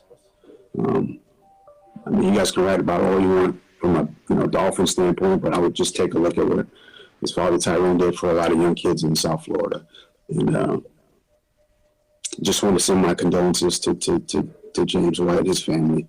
Look, I know he's on the Patriots, and everybody, we compete against those guys, but we're a football family in the National Football League, and I just want him to know he has our support, and we're praying for his mom right now. And his dad was a truly, a great man who did a lot for a lot of people, and I think people need to know about that. So there you go. That's the coach with a classy move there. James White, unfortunately, you all heard the news. His parents were involved in a car accident. The dad passed away. The mother is in critical condition. Obviously praying for the best. I have not heard the latest from his mom, and sadly he ended up missing the game yesterday. So our prayers to James White and his family. The coach, and I saw where Joe Shad at the end, started talking about how, hey, coach, seems you've taken like a positive approach to it, or see, you're in game 2 of the regular season. You're in the middle of a rebuild. You have brought in a world of new players, young, some veterans, and now you're trying to mix it all in. And so now you're asking everybody with no off season, no real training camp, no mini camps, that you've got to make it a quick adjustment to all of this. And it's just not going to happen. And also, it would be unfair for the coach to lose his stuff on all these guys, considering the, restricted offseason that you had.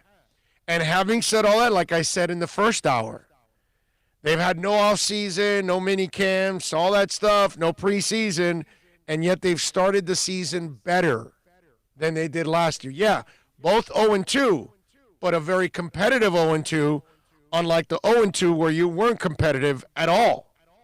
Okay? Really weren't competitive 0-3. You played a better second half, but you had no chance to win that game against Dallas. You know what I'm saying? So you weren't necessarily competitive to the point that you could actually win any games the first few weeks. You actually had a chance at winning the last two games, the first two games here. So I think that the coach is taking the right approach to all of this. I get it. Some of you out there don't have any patience and you're not willing to wait, and I understand. You know, Miami Kid Jay sent something in which I can't disagree with. He says, Big O, the rookie corner, making mistakes, I'm okay with. But Bobby McCain at this stage in his career, making mental breakdowns is disappointing. 1,000%. You've been in here for a few years, and you were here last year. You know the system. You know your responsibilities. You're supposed to be there. So, yeah, I blame him. Hey, dude, I blame Preston Williams. It's his second year, and you can't have the drops anymore, bro. Those days are done.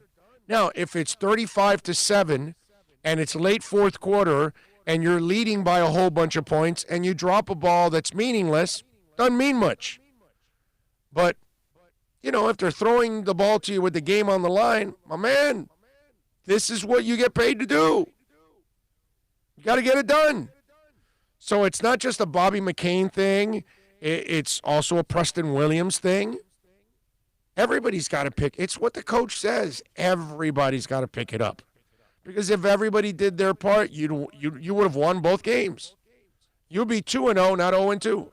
See, that's where I think a lot of Dolphin fans have kind of lost sight of all of this. You had no chance to be 2-0. You had no chance to be 3-0 last year.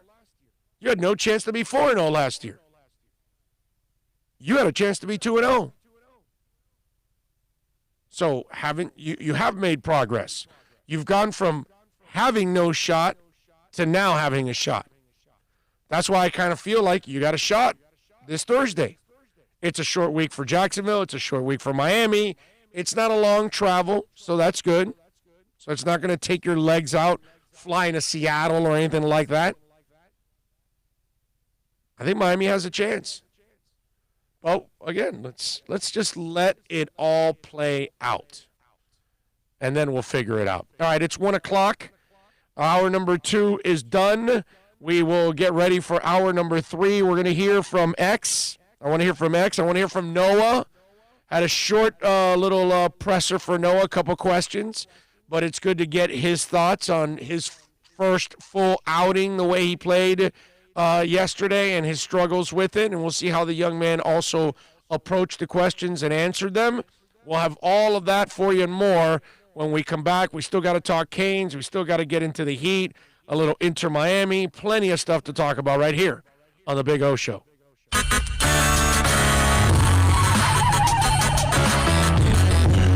Hey, it's Big O for all of your CBD, THC, or hookah needs. You got to get on down to VSS West Pines at 12397 Pembroke Road. Yes, they have got legal THC. You've got to check it out. And they've got, of course, when it comes to CBD, flower, tinctures, edibles, for all kinds of reasons, whether it's pain, stress, anxiety, you name it. And don't forget, when you mention my name, you'll get 20% off. Tell the boys out there that I told you to get on down to VSS West Pines, 12397 Pembroke Road, and call them 954-613-3367. Legal THC, CBD, all of your hookah needs. You go to VSS West Pines. Are you tired of watching the same old travel videos on the internet? Well, then check out MikeNoGoZones.com.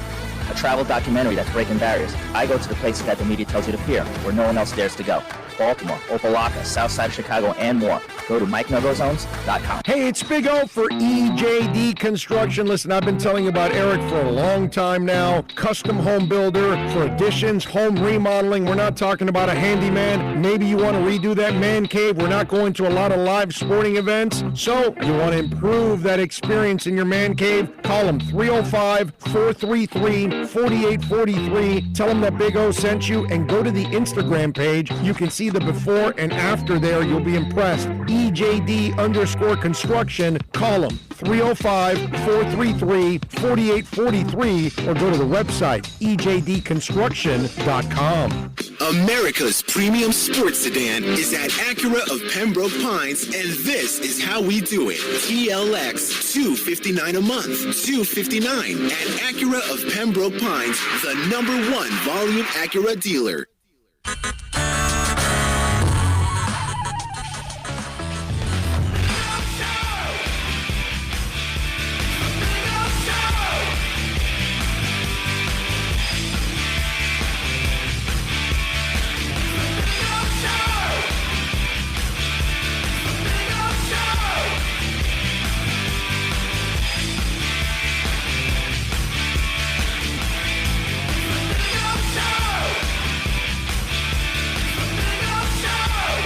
All righty, welcome back. Hell of a day yesterday, huh? Man, all the injuries. Saquon Barkley, it's official. He tore his ACL, so he's done for the year. Christian McCaffrey's having an MRI on his ankle. I have not heard anything yet on that one. Cam Akers suffered a rib injury yesterday. Drew Lock with a shoulder injury. Malik Hooker, the excellent safety for the Colts, tore his Achilles tendon. Our boy Myron is a San Francisco 49ers fan. His team went into the game without Richard Sherman, without Dee Ford, without Deebo Samuels, without George Kittle. Okay? And then they go and lose Jimmy Garoppolo to a high ankle sprain. Nick Bosa to a knee injury, was carted off. Solomon Thomas, defensive lineman, knee injury, carted off. Raheem Mostert, knee injury. Tevin Coleman, knee injury. Wow. I mean, you're like a Niners fan. You had a chance for the title last year. You came up short. You figure, well, this year we got a shot at getting there again. Not anymore. Wow. I mean, holy moly. I don't know how long some of these are. I mean, if any of these start lasting for a whole season, then yeah, that's going to be a problem. Your team's not your team. No, if you lose Bosa, Garoppolo, and Thomas, you're pretty much done. And the Mostert injury, I don't know how serious that is, but he's your best running back now. You know, wow, it's just, man. I mean, this trying to compete with the Yankees for the MASH unit, man. The injuries were crazy yesterday, dude. In the NFL, it seemed like every game there were big-time injuries affecting teams. That's the thing, man. These were not small names. No, big. These were guys that huge impact. Yeah, Herman, Cortland Sutton. Yep, he tore his ACL. He's done too. Yeah, it's just it's. I mean, that they lost the quarterback. So although I don't know what the Drew Lock shoulder injury, how serious it is. You know, and how bad it is. But, yeah, Cortland Sutton, too. Just, man, wow. Just one of those, like, okay, cross our fingers. Let's hope it doesn't happen to us. Were you surprised how well Herbert played yesterday? Yeah. Yes and no. Yes and no. Because he had the most, right? Yeah, well, he threw a touchdown, he threw an interception, he ran for a bunch of yards. He made several nice throws, but my point is this happens a lot to quarterbacks that they didn't prepare for. And that's where you kind of throw people off a little bit. No film yet. Yes, and so that's where it'll be a problem for him down the line, although apparently he's not going to start this week if Tyrod Taylor is healthy. They're going to go back to Tyrod Taylor, so it was one of those things like, okay. Is that the right move, considering how well he played? I personally would not go back to Tyrod Taylor. No? I love Tyrod. I'm a Tyrod Taylor fan, but I know what Tyrod Taylor is. Yes. He's a backup. He'll never be a starter. This kid is healthy. The Chargers have got a defense that is super freaking nasty. I mean, the way they were able to limit Kansas City yesterday was no joke. And they've got a decent offense. So why not put the guy out there to learn in that case? The problem is that the Chargers have a playoff caliber team. So they want to put a veteran quarterback in there that's going to take care of the football. And clearly they don't feel that this kid is ready. If not, they would have started him already. And if they've got Taylor there, then that means they're not ready for this kid yet. But he did play well yesterday. But I've seen this story before where guys come in and they have the game of their lives or they play well and then they can't match it again the rest of the season because teams figured you out with the quickness and they kind of know what you are. So we'll find out down the line if this pays off. But to answer your question, okay, I would stay with him only because I don't believe in Tyrod Taylor ever being a starting quarterback in this league. He has never been a difference maker. He can make a difference with his legs. He throws a nice deep ball, but he's not accurate enough. He'll miss too many open receivers. His ball placement will be terrible at times, okay? To me, I'm just not a believer Tyrod is a starter. I think Tyrod's a really good backup for you to get you through a game, get you through a week or two. But if you're actually starting Tyrod Taylor, I kind of think you're waving the white flag. So I would go with Herbert, and I would stay with him. Plus, he's healthy. Our guy isn't. So our guy's coming off a hip injury. That's where I kind of look at him differently than everybody else. And Fitzpatrick is actually better than Tyrod Taylor. You know, Tyrod for me, and he does have the arm for it, but yet he plays at a conservative level. He plays kind of scared. Tyrod doesn't let it all out. And yeah, he's got very controlled stats. Right. And a guy that's just like that, but he does it because he knows he doesn't have Tyrod's talent or a lot of the quarterbacks in this league, is Teddy Bridgewater. Teddy Bridgewater's another one of those guys that you love him as a human being. I don't want him anywhere near my quarterback. He's a backup quarterback in my book. That guy's thrown for, I was looking at this. Is this like last year? He's thrown for 636 yards in 2 games and has 1 touchdown and 2 interceptions. Teddy Bridgewater has never, ever led an explosive offense. Ever. Ever. Okay? In the 5 or 6 games he played for the Saints with that offense, I think he threw like 5 touchdowns or 6. Like he barely threw a touchdown a game. Yeah, I think it was 5 games, and he had 6 touchdowns. Yeah, it's a joke, and it's one of those things. And it's funny because Teddy plays within himself because Teddy knows his limitations because the good Lord did not bless him with great athleticism, didn't bless him with athleticism, period, and didn't bless him with an arm. He's got a pop gun arm. Now, he's accurate as hell. He's super smart. Like, he's the guy that if you gave him somebody's gifts, he would be a Hall of Fame quarterback. I love his touch pass. No, he throws a really nice touch pass. His mind is perfect for this game. He just, the good Lord just did not give him the gun to go along with it. That's why none of his offenses are ever explosive. And look at that, 636 yards in 2 weeks, and the guy can only muster 1 touchdown with it. It tells you kind of what you need to know. I knew they were headed for these problems anyways once they signed him and they committed to him. I love Teddy Bridgewater, the person, but as the quarterback, get the hell out of here, bro. I don't want anything to do with Teddy Bridgewater. You have no shot at ever being a really good team with Teddy Bridgewater. Your team has to be like the 0-1 Bucks, the 0-1 Ravens, the 0-3 Bucks, or the 16 Broncos. It's got to be a defense that's super, super special, that makes your job super easy, that even a guy like Peyton Manning that couldn't throw for 10 yards, ends up winning a Super Bowl. You know what Tyrod Taylor is? What? 4th and 1 up the gut against the Canes for a touchdown. It goes, what was it, 30 yards or something like that on that 4th and 1, right up the gut, bro.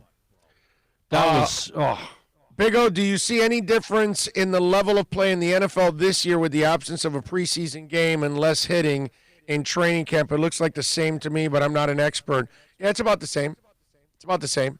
There are still teams that are discombobulated because it's the beginning of the season. just like they are in the preseason. I mean, in prior years.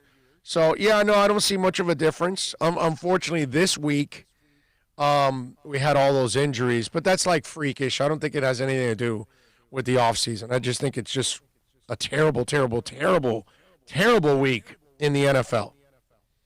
And Pouncey hurt, yes. But, Lewis, I'll tell you this. I got to give Pouncey credit because I didn't even think he could play for the stretch he played the last 2 years pretty much healthy with that hip injury after he left Miami. I thought he was toast. So the fact that he was able to get a couple more seasons out of his hip and then suffered another hip injury, it's a miracle. So I got to give him credit. He's a tough hombre, bro. Got to give him some props there. So I saw Pouncey got hurt and he's done for the year, but at the same time, I didn't think that he would even get through any of the last 2 seasons, and he did. So kudos to him after he left Miami that he somehow found a way to take the field. Let's see. What else do we have here on the program? All right. Let me get to a little Noah. Noah had a really rough outing. Pull up Noah for us there. The rookie corner had to cover Stephon Diggs. And Diggs was awesome yesterday. 8 receptions, 153 yards. He was targeted 15 times and caught 8 of them for 153 and a touchdown. So Noah, it's a really short interview here, 2 questions only. Asked about his outing yesterday. Let's hear from the rookie first-round pick of your Miami Dolphins. You at the office, how do you kind of take how everything kind of happened out there, and how do you move forward with it? It's definitely a teaching moment. I learned a lot today. Not only about the teams, but about myself. Of course, I didn't play up to my standard at all. So I gotta move past it and move on to the next game. That's all I can do. Just learn from it. It seems like you were almost exclusively covering Diggs. He got the better of you a couple of times. What was that one of the biggest challenges you've had in your life now, I guess, from a football standpoint? So was that one of the biggest challenges? Yeah. I've had many challenges. Of course, he's one of the top receivers in the league. He's for a reason. He's a very good player. Tremendous route running and stuff like that. Like I said before, I learned a lot today, not only about him, but about myself as well. And so I just got to respond, and I'll come back next week. I love the maturity. And, just kind of piggybacking off of that with Diggs. I know you were kind of backing up, both Howard, both X and Byron. But did you know that if somebody got hurt, you would be the guy on Diggs, or was it just kind of depending on who you went on? Yes, I knew. I knew. Byron went down, so I just stepped up. So exactly what I did. Josh? What were your first observations of playing against Josh Allen and just also observing his ability to extend plays and move around with his feet? Like you, I never really seen a quarterback extend plays like that, especially as long as I play football. I never really experienced that, especially playing corner. So that's something new I experienced today. And like I said before, it's a teaching moment, it's a teaching lesson for me. I just got to respond, and I will. I will take 2 more, Joe. When Byron went out in the first drive, what were some of the things that went through your mind? I'll just step up, lock in. I was locked in before, no matter what the game plan was before. He went down, just had to step up, be the next man up, and that's exactly what I did. How? No, you talked about this being a teaching moment, and obviously you want to rebound from this very quickly with a Thursday night game coming up. Was there something that some of the veterans on the team said to you after the game to help make sure you don't get your spirits down? It's the league. It's going to happen.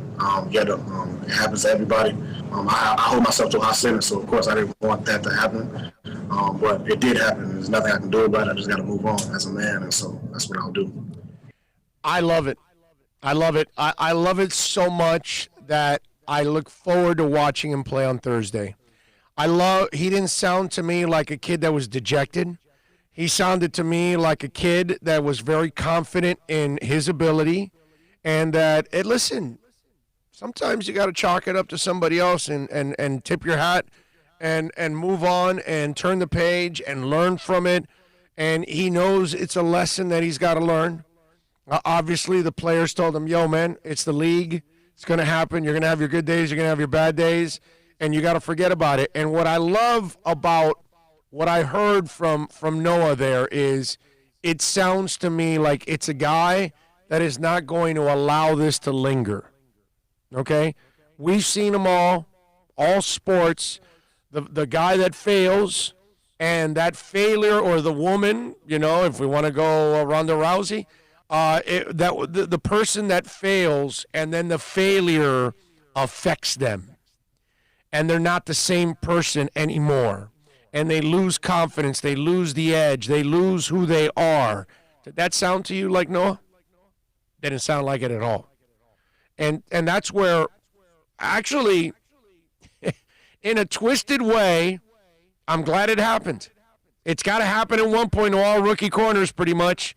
Unless you're Dion or somebody like that, it's going to happen to pretty much every corner. And it's going to happen early in your career where you're going to get toasted and roasted, and you're going to have to learn from it. So I'm glad it happened to him.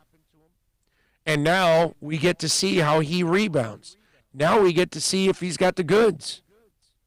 It's really easy to be a front runner. It's really easy to do things when everything's positive around you and everything's going well. But when things go awry and when there's chaos and you're 0-7, how do you respond? You go 5-4. That's what I want to know.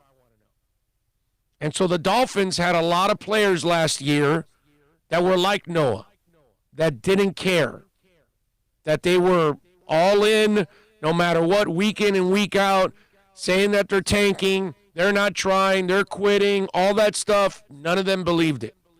I think Noah's kind of wired the same way. I really do. And I like what I saw from the kid right there in that press conference. And I want to see what he does against the Jags on Thursday. Which I like that we got a short week. We got Inter on Wednesday and the Heat on Wednesday. And then we get the Dolphins on Thursday. I like it, man. I like it. My next Sunday, I'll get to sit in front of my tube and watch the Red Zone channel and just kick back. No Dolphin game because our Dolphin game would have happened. Oh, actually, no, that's not true. Sunday, I will have football and I'll have football because Inter Miami will play Philadelphia Union also. So plenty of football on Sunday. Were you going to say something? I got to say, considering that it is Monday, and they said post the weekend, if your baseball team was involved in the playoffs, you are in a hotel, in a bubble, getting ready for playoff. So the Marlins are not at home. They are all together, isolated, because we are a potential playoff team. Right. That is so cool. That's awesome. That's really cool. That's awesome. NorCal says, Big O, when the rookies get interviewed post-game, does the head coach allow them to interview, or is every player available to interview? When locker rooms are open, which they're not, everybody's available. We can walk in and interview anybody that's in the locker room. Obviously, if a player chose to not be in the locker room, change in the training room, leave out the back door, which happens, then you can't get that player. But if the player's in the locker room, yes, we can approach anybody. But in today's COVID world, my brother, they're only going to give you a couple of players, and those are the players that they gave you, and that's it. And so they gave him Noah, which is pretty cool, which I like that because you're not protecting him either. You're not allowing him to hide behind, the bad game and everybody else answer questions for him. He's out there, and he was ready for it. I love what I saw from Noah. Let me tell you something, folks. Adversity is good in life, okay? I'm not saying I want you to have adversity every day of your life. I'm not saying that I want you to be down every day of your life, but you gotta face some adversity and you gotta overcome it, because that's the stuff that builds character, and that's part of what we're gonna see from Noah this week. Is how does he respond after getting torched by Diggs? Because Jacksonville's going to roll the tape, and they're going to say, let's go after 23. And 23's got to say, no, not today, bro. What you saw against the Bills, no, that's not who I am anymore. This is who I am. And so I'm not saying you got to intercept the ball this week, but I want you to play better, much better. the poor kid, you know as well as I do, you know how it is. Forward, backward, forward, backward. And I feel bad for him in that film room today because, he's being served up. Yeah, well, you know? That's the breaks, man. That's how it goes. It's tough because, look, you're a 4-4 guy, and in college, you're one of 2 or 3, 4 players on the field, okay, that has ability. When you get to the NFL, man, every guy is just like you. Yep. There is not, you know what I mean? And you see, there's a learning curve. Man, when he was lined up with Diggs, when Diggs was in the slot, and you could just see him get past him, and it's like, he's already chasing. He's a step or two behind, and there we go. Yeah. Yep. Ian says, Ford looks like he has turned the corner. We need to give him more burn out there on the field. I thought he turned the corner last year, towards the end of last year. I thought he played really well last year. But you're right. He looks super comfortable now. If your receivers are healthy, you're fine at receiver. I know people are talking about, more separation and all that. You got big body receivers on the outsides. Those guys are easy targets for quarterbacks. Put it in their chest, put it in their hands, they'll catch it. You saw Parker catch a really tough ball that was right there in traffic, but he caught it because he was able to body the defender. So it was all good. Super V says, Big O, I think when the game slows down for Noah, he will be just fine. I agree. Big O, how about them Canes? I think De'Aaron King is the best QB I've seen since Dorsey. Well, there hasn't been much since Dorsey. That's not saying much. You know what I'm saying? Brad Kaya had some moments. Yeah, but Brad Kaya never had the big moment. And so that's where maybe this kid can show us something. Brad had numbers, but never there was no signature moments for him at all. I was in the club level when we played North Carolina State, and he had that comeback. North Carolina State. North Carolina State. What was it? 400. He set the record. That's the individual record, right? The Wolfpack. Yes. Right. Exactly. That's your moment. Well, you know what? It was an exciting game, bro. You remember the bomb, the win with fine. That's not 30 seconds left. Not a signature moment. No, but he has the individual game record. I think it was like 500 and something yards that game. No, not a signature moment, bro. Well, I was there and I had a blast. Okay. We had a former Florida quarterback that had a bigger signature moment against Florida. The Gators, I was there. You know what? Frank Gore, baby. Okay. What was it, 28 points? And the tight end had a monster game. Yes. Damn it, what's his name? And didn't Kevin Beard also, that was the game of his career? Yes. The only game of his career? Kevin Beard sucked. He never really lived up to his recruiting, but I think in that game, that was his game, right? Yes. Gore, actually, I have it, his freshman 32. Yeah. His first. Wasn't it the soldier that had the game that day? I'm a soldier or whatever. It wasn't that game, but didn't he have that perform? Didn't he have a big the tight end? It wasn't Olsen, right? It was Winslow. Yes. I think it was Winslow. Yeah. I was in the West End zone. We had Gators. We had the Gators section right next to us, and that's Brock going into giving them the chop. Yep. That was awesome. Yep. Big O, is any NFL team playing good defense right now? What's going on with everyone's defense? Well, Henrik, you got to understand, there's been no offseason.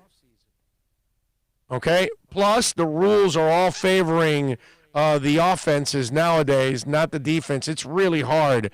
Let me look at the scoreboard and see. I think you might be right that there aren't a lot of defenses playing great yet. The Niners kind of limited the Jets this week, but they lost last week. Let me see. Oh, the Bears' defense has actually played well the first 2 weeks. They limited the Giants to 13. What did your Bears do last week? Oh, Lions 27-23. We should have lost. Yeah. The guy dropped the ball. Yeah, that's right. Yeah. Look, Look, Peterson had 90 yards rushing on 14 carries, and Stafford 297. So, no, Bears had one good week defensively, but then again, they didn't play anything great. Let me see around the league. No, the Bears are 2-0, and honestly, man, you're beating the Giants 17-30. Sorry. It's not the Bears, bro. It's not about the Bears. It's not about the defense, not right? very impressive. Okay, let's see. What else do we have here? Defensively, you might be right, dude. You might be right. There aren't a lot of great defenses right now in this league at this point. Yeah. And that's kind of weird because we all know the offenses are the ones that usually are having the hard time through the first few. Ravens. They limited the Texans to 16 and the Browns to 6 last week. Ravens are the one lone team playing pretty damn good defense. Shocker, Ravens. So there you go. I found you one. That's about it. But overall, you're right. It's not. Now, I think, again, that's a lack of offseason, lack of training camp, lack of preseason, all that stuff. So I think a couple of other the Niners should be one of those, but damn, dude, they suffered like 800 injuries this week. I feel terrible. I feel terrible for Niners fans. I really do, because, look, man, if my Dolphins are where the Niners are at and they suffer all those injuries, oh, my Lord, it's heartbreaking. Are you kidding me? You got a shot at winning it all, and you're suffering all these setbacks? What a shame. Let's see. What else do we have? Saquon Barkley yesterday, man. Yeah. I obviously playing, and playing against him and whatnot, but, man, I like the kid. Man, got a feel for him, man. Tremolio says, did you hear the broadcaster in the Jets game say Gase has a soulless, dark, and empty stare? LOL. You can't be surprised with. Maybe he's seeing ghosts now. Gase is the guy that told O'Malley his offensive lineman was lying about his injury and the guy needed surgery and everything. No, you're lying. You're not injured. Get out of here, you piece of crap. You liar. That's basically what they told him. I love it. Let me see what we got on the text line here. Let's see. I totally agree. Now I'm seeing people this morning. They're saying the Dolphins start 0-9 now. What a bunch of crap. They have a shot at beating the Jaguars. I'm not worried yet. I mean, if you're already talking 0-9 and you're comparing and you can't see that they've improved from last year to this year already, I mean, what are you going to do? Enough with the Cam talk already. We played a better team yesterday, and we only lost by 3, and wide receivers like Preston Williams need to catch the ball. Fitz is doing a good job, and Tua is our future. Stop crying. Dolphin Jeff from Long Island. Amen, Jeff. I'm with you, my brother. Thank you for tuning in, as always, and reaching out on the text line, 786-322-1105. He came out flat and didn't do enough to win. Can't happen again in Game 4. All right, let me give you my Heat thoughts on this game, because the paint points, the layups, the defense, the energy. Dude, let me explain to you what happened, okay? They took a 2-0 lead. They got comfortable, and they got sloppy, and they didn't play with any kind of desperation. And because they've come back comfortably in the other games that they've trailed, they kind of thought that they were going to be able to do it again. And Boston brought it, dude. And Boston was desperate like they should have been. And Boston played their best game like they needed to play. And guys stepped up like Jalen and other guys on that team that made big shots when they had to. Kemba, you name it. So you got to give Boston all the credit in the world. They were the professionals that night. The Miami Heat, the players, because I know you could tell the coach, Spo always coaches. He prepared them. They didn't play with that kind of, desperation. And let me tell you something. Do we have the sound bites of Spo? Of the back end? Do we have him saying, no? All right. Anyway, listen, so at the end of the press conference, they asked him about having a couple days off till Wednesday that they don't play. And sure enough, one of the things I love about what Spo said was, it'll be good for our guys to sit on this. And, I was thinking about this. Of course, I'd rather have 3-0 because then that puts you in a, forget about it. It's insurmountable. There's no way you lose the series. Never been done. Never. Right. So that would have been great if that was the case. But that wasn't the case. But I do love this. I love the fact that we don't play till Wednesday. I love the fact that we don't have to see them till Wednesday because now the Heat get to hear about everybody telling them that they played like crap. They get to see it on social media, and then Spo gets to play it on video for the next 3 days in practice. He now has something to motivate them, okay? So I'm not telling you that they gave the game away because that's insulting to the Boston Celtics. They are one hell of a team, just like Miami. They didn't come prepared, and if you don't come prepared, the Boston Celtics will beat you. So I'm glad that they ended up doing this because now they got to sit for 3 days. And I want to remind you of this, okay? I need to remind you and put everything like the Dolphins, like Inter Miami at times. I've got to put everything into perspective. Are you ready for this? Okay? Brace yourselves. This is the third series in the NBA playoffs for the Miami Heat.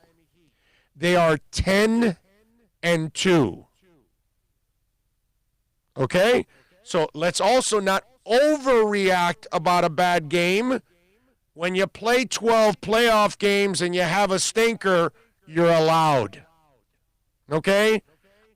We want them to win, but let's not think. We didn't think that they would beat Milwaukee, and they trashed Milwaukee. Okay? And now, they're in the Eastern Conference Finals. We didn't think they were going to take a 2-0 lead, and they did. The fact that they had one stinker in 12 games, think about it, a stinker and a game where a player went unconscious against you and you just couldn't stop it in Chris Middleton. One of those miraculous games that surprises you when another team is on, and we've all seen it. I'm not enlightening you guys. I'm not educating you guys. I'm not telling you anything that any of you don't know. You've watched basketball long enough. I don't care who you root for. Your team lost to another team that night they came in and they were just hot. You can't do anything about it. They shot the lights out. So Miami has 2 losses in 12 games. One's a stinker and one's a miracle performance. Put it in perspective. Don't lose your cool. Don't think the world is over. Don't think the Heat are now going to give in. Oh, my God, the Celtics figured them out. No, they didn't. The Heat didn't bring it, and they got their asses handed to them. Every time they bring it, they were 10-1. Okay? You didn't bring it, now you're 10-2. I know that the other wins don't mean anything. You're 2-1. That's what matters right now. But I just want to put it into context. I just want to put it as a whole, that in 12 games, you've had 2 bad games. That's it. 2. And guess what both of them have to do? Mental. Giannis Antetokounmpo goes out, your guard goes down. Oh, dude, they lost their superstar. There's no superstar on the court anymore. Not on our team, not on their team. All right, we got this. Whoa, Chris Middleton gets hot. Didn't expect that. We let our guard down, whatever. Now Indiana raises their desperation. Middleton has a night of his life, and you lose. Saturday night, you're up 2-0. Your chest is swelling. You feel great. Everybody's praising you. Tyler Hero, you're awesome. Jimmy Butler, you come through. Goran Dragic, you're firing on all cylinders. Bam Adebayo, you're unstoppable. Praise everywhere. Spo, you're the greatest coach since, Red Auerbach. Having fun with Big Face Coffee. Everything. All of that stuff going on. You're having a great time, and then you come in with fat heads, not the ones you put on the wall, but the ones you walk in with an ego. And guess what? They handed you your ass. So chill out, relax, take it easy. Let's see what we got on Wednesday. Boys got to wake up, and they got to bring it on Wednesday. And hopefully that'll be the case. I mean, there were periods where we couldn't throw the ball in the ocean. Right. Okay? I mean, it was just like, wow. And the thing about it is, it's going to happen. You're not going to shoot 40, 50 every game. You're going to have an off night, man. And that's all. If we make our shots, we win. Out of 12. Okay? I just want to remind you that if they keep that percentage going, they will win the NBA title. Okay? That's all I'm saying.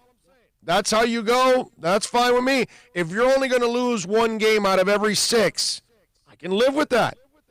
I'm good. Okay? You're going to continue to thrive and continue to strive. Right. So just let's take it easy, man. Let's take it easy and let's not freak out on all of this. Okay? I'm looking at it. 27% from 3. That's so not us. And I mean 38% from the field. You've lost a couple games in the playoffs, man. It's just a couple games. It's just an off shooting night. That's all it is. Well, no, it's not just off shooting. The effort plays weren't there. The defense wasn't there. They allowed them to just stroll right into the paint. Boston's defense came out on the perimeter. The zone weakened out completely. They didn't play. They just didn't play with any kind of real physical disposition. And Hayward had a nice game. Had a nice impact. Yeah. Our guys didn't play well, man. That's all. They didn't play well. And dude, you're playing Boston. You got to go out there and you got to bring it. That's all. So please don't freak out on the Heat either. They'll be fine. They'll be fine. They just got to get back to playing the way they're supposed to play. All right, 786-322-1105. Answered that. Let's see, what else do we have on the text line? Man, if they could just get the running game going and tighten up the run defense, they would win both games. Yeah, I mean, but let's give them some time to figure it out, and then hopefully they'll get better against the run. Okay? I think probably the most disappointing thing is the secondary. The fact that we were anticipating having a badass secondary, and we just kind of ain't found it yet, Yeah. Big O, what's your timetable for Tua? Somebody sends in. I already told you it's playoff contention. Once they're out of playoff contention, I would imagine that's when you'll see Tua. Okay? And by that time, mathematically, you're deep into the season. He's had about a year to recover from the hip. He's had probably 8 to 10, 12 games to watch and learn and prepare and all of that. And then now they will feel that he is better prepared to actually go out there on the field. Problem is, you're watching them throw Joe Burrow, who, by the way, is getting hit left and right behind a terrible offensive line. He got sacked 3 times on Thursday in that Browns game. The guy's gotten hit a lot, man. I'm not that comfortable. And Herbert only played yesterday because Tyrod Taylor got injured. That's why. And that's why then all of a sudden the desperation starts to set in. And remember, Fitz yesterday threw for 328 yards. What tells you that Tua is going to be better than that? The guy's never played in the NFL, doesn't know the teams, had no offseason. What makes you think that he's going to go out there and play better than Fitz? You know what I mean? So that's where I gotta differ with a lot of you out there that are dying to see him right now, where I'm just not in that area. I just can't do that. I'm not ready to see him yet. Not the way this team is playing. I will say this. I do feel better if he does get out there with the performance of our offensive line. Right. You know what I mean? Yes. I feel a lot better about that. And the running game is not bad. No, yeah. Man, I got to say, man, the offensive line they've done a good job. Only 2 games, man. Yeah. Yep. So that's and look, let's talk about something else. Myles Gaskins yesterday rushed 7 times for 46 yards. We already talked about it, right? Over 6 yards a clip. Matt Breida was 7 for 37. Now, Breida and him both had 4.4 yards per carry last week. This week, okay, Breida also played well. 737, that's over 5. Right, that's 5. So he did well, but Gaskins did a little better, actually. One did 5, the other one did 6. 5.3. So both running backs average more yards per carry this week than they did last week. Against a better defense. Against a better defense, and they, again, allowed just 1 sack. The running game is also, but you're trailing by so many points, so you can't establish the run as much as you would like. You know what I mean? And we got it, the first week it was the Breida thing. Ladies and gentlemen, last year Nick Needham came out of nowhere and ended up playing in that secondary. You have a head coach that doesn't give a rat's ass about your contract status. And that's the problem, that too many have been programmed to think that just because you traded for somebody or signed somebody as a free agent, that you've got to play those guys. That's not how Flores thinks. Okay? Greer and Flores pick up guys, but whoever ends up playing better is the guy that's going to play, not his draft status. So if the 5th rounder outperforms the 1st rounder, the 5th rounder plays. And the 1st rounder's on the bench. Okay? So stop focusing on the negative. Breida, you gave up a 5th rounder. Dude, what's a 5th rounder? You make it sound like it's the most precious commodity. And then what are you going to do, pull out Zach Thomas on me? Stop already. It's a 5th rounder. It's not that important. What he did was acquire depth. So whether Breida starts or Breida's on the bench, it's a good thing because you found Myles Gaskins. That's your guy that you unearthed from college and developed him. And he's starting to play well. He's got terrific balance, by the way. Really like his balance. And he's not thick underneath. So he's kind of slim underneath, and I always feel like that would, affect him with his balance, and somehow he is able to survive the first tackle sometimes. So it's really amazing. But can we just enjoy Myles Gaskins and give the kid credit for working his ass off and getting an opportunity? Let me ask you something. How many times in life did you deserve an opportunity and you didn't get it? And you felt you had worked hard, but somebody else that maybe didn't work as hard ended up getting the opportunity, and you're pissed. Is that what you want? Is that how you want your football team to be? I remember Jimmy Johnson, his first year. He stood up in the middle of the locker room in the first week of training camp. He goes, 2 people have already made this roster. Do you know who he said? Dan Marino and Larry Izzo. Okay? First week he takes over the team. Pick up Izzo. I think Izzo was a free agent maybe, or a late round pick or something. I forgot. I'd have to look it up. But the guy was tearing it up everywhere on special teams. Okay? Izzo couldn't play linebacker if his life depended on it. But boy, do you want Izzo on special teams. You know that. I know that. Patriots know that. Everybody knows that. I was just going to say, the Patriots. Everybody, I remember him with the ring, right?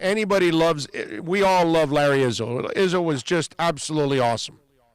But he was an awesome special teamer.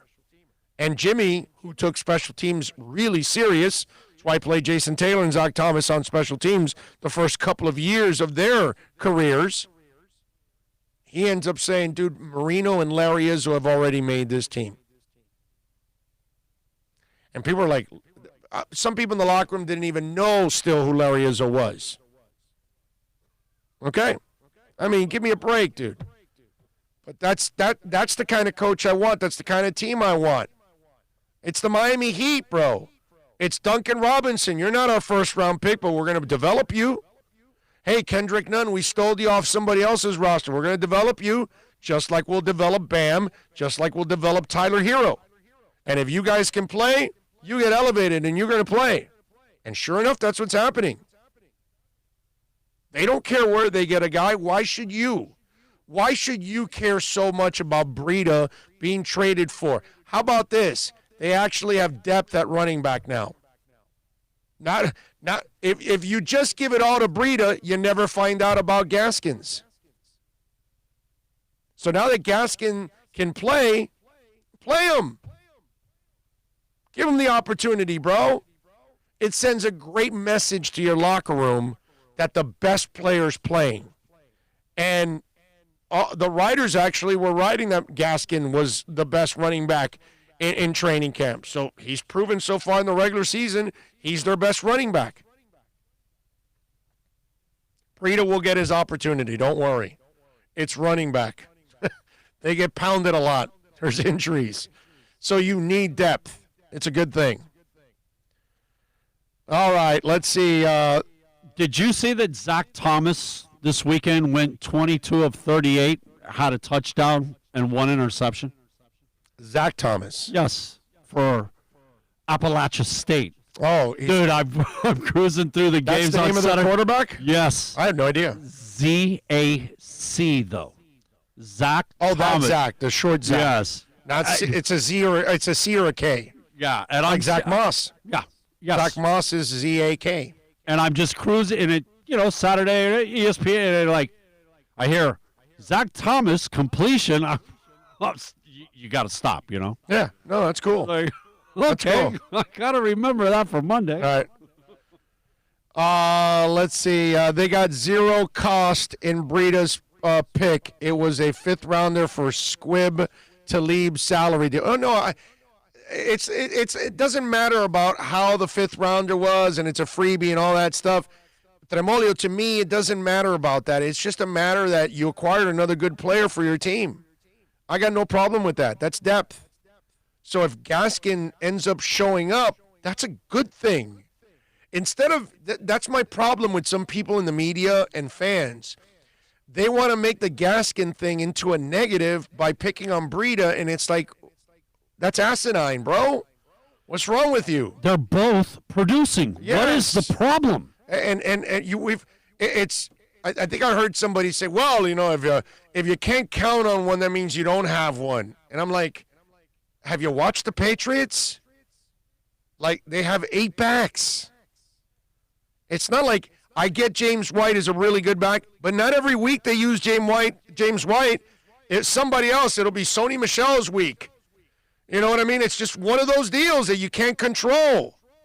That's how the Patriots have done it for years. Flavor of the week. It's, there are teams that have, that don't have a bell cow back, but they have multiple backs that they use. There's nothing wrong with that. And right now, Breida's not really bell cow, and Gaskin isn't bell cow, and Jordan Howard, because of his limitations, isn't bell cow. Worked pretty good for San Francisco last year, right? Went to the Super Bowl. 3 guys. Right? 3 guys. They didn't have one guy. 3 guys were running the ball. While Mostert was their best guy, they still had Tevin Coleman and they had Breida. They had 3 guys. And they all ran the ball.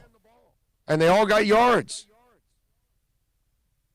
And I think we have this tendency of sensationalizing things and add desperation to something and then also add negativity to it. Like when I started, the high-priced free agents aren't coming through. They don't have a lot of high-priced free agents.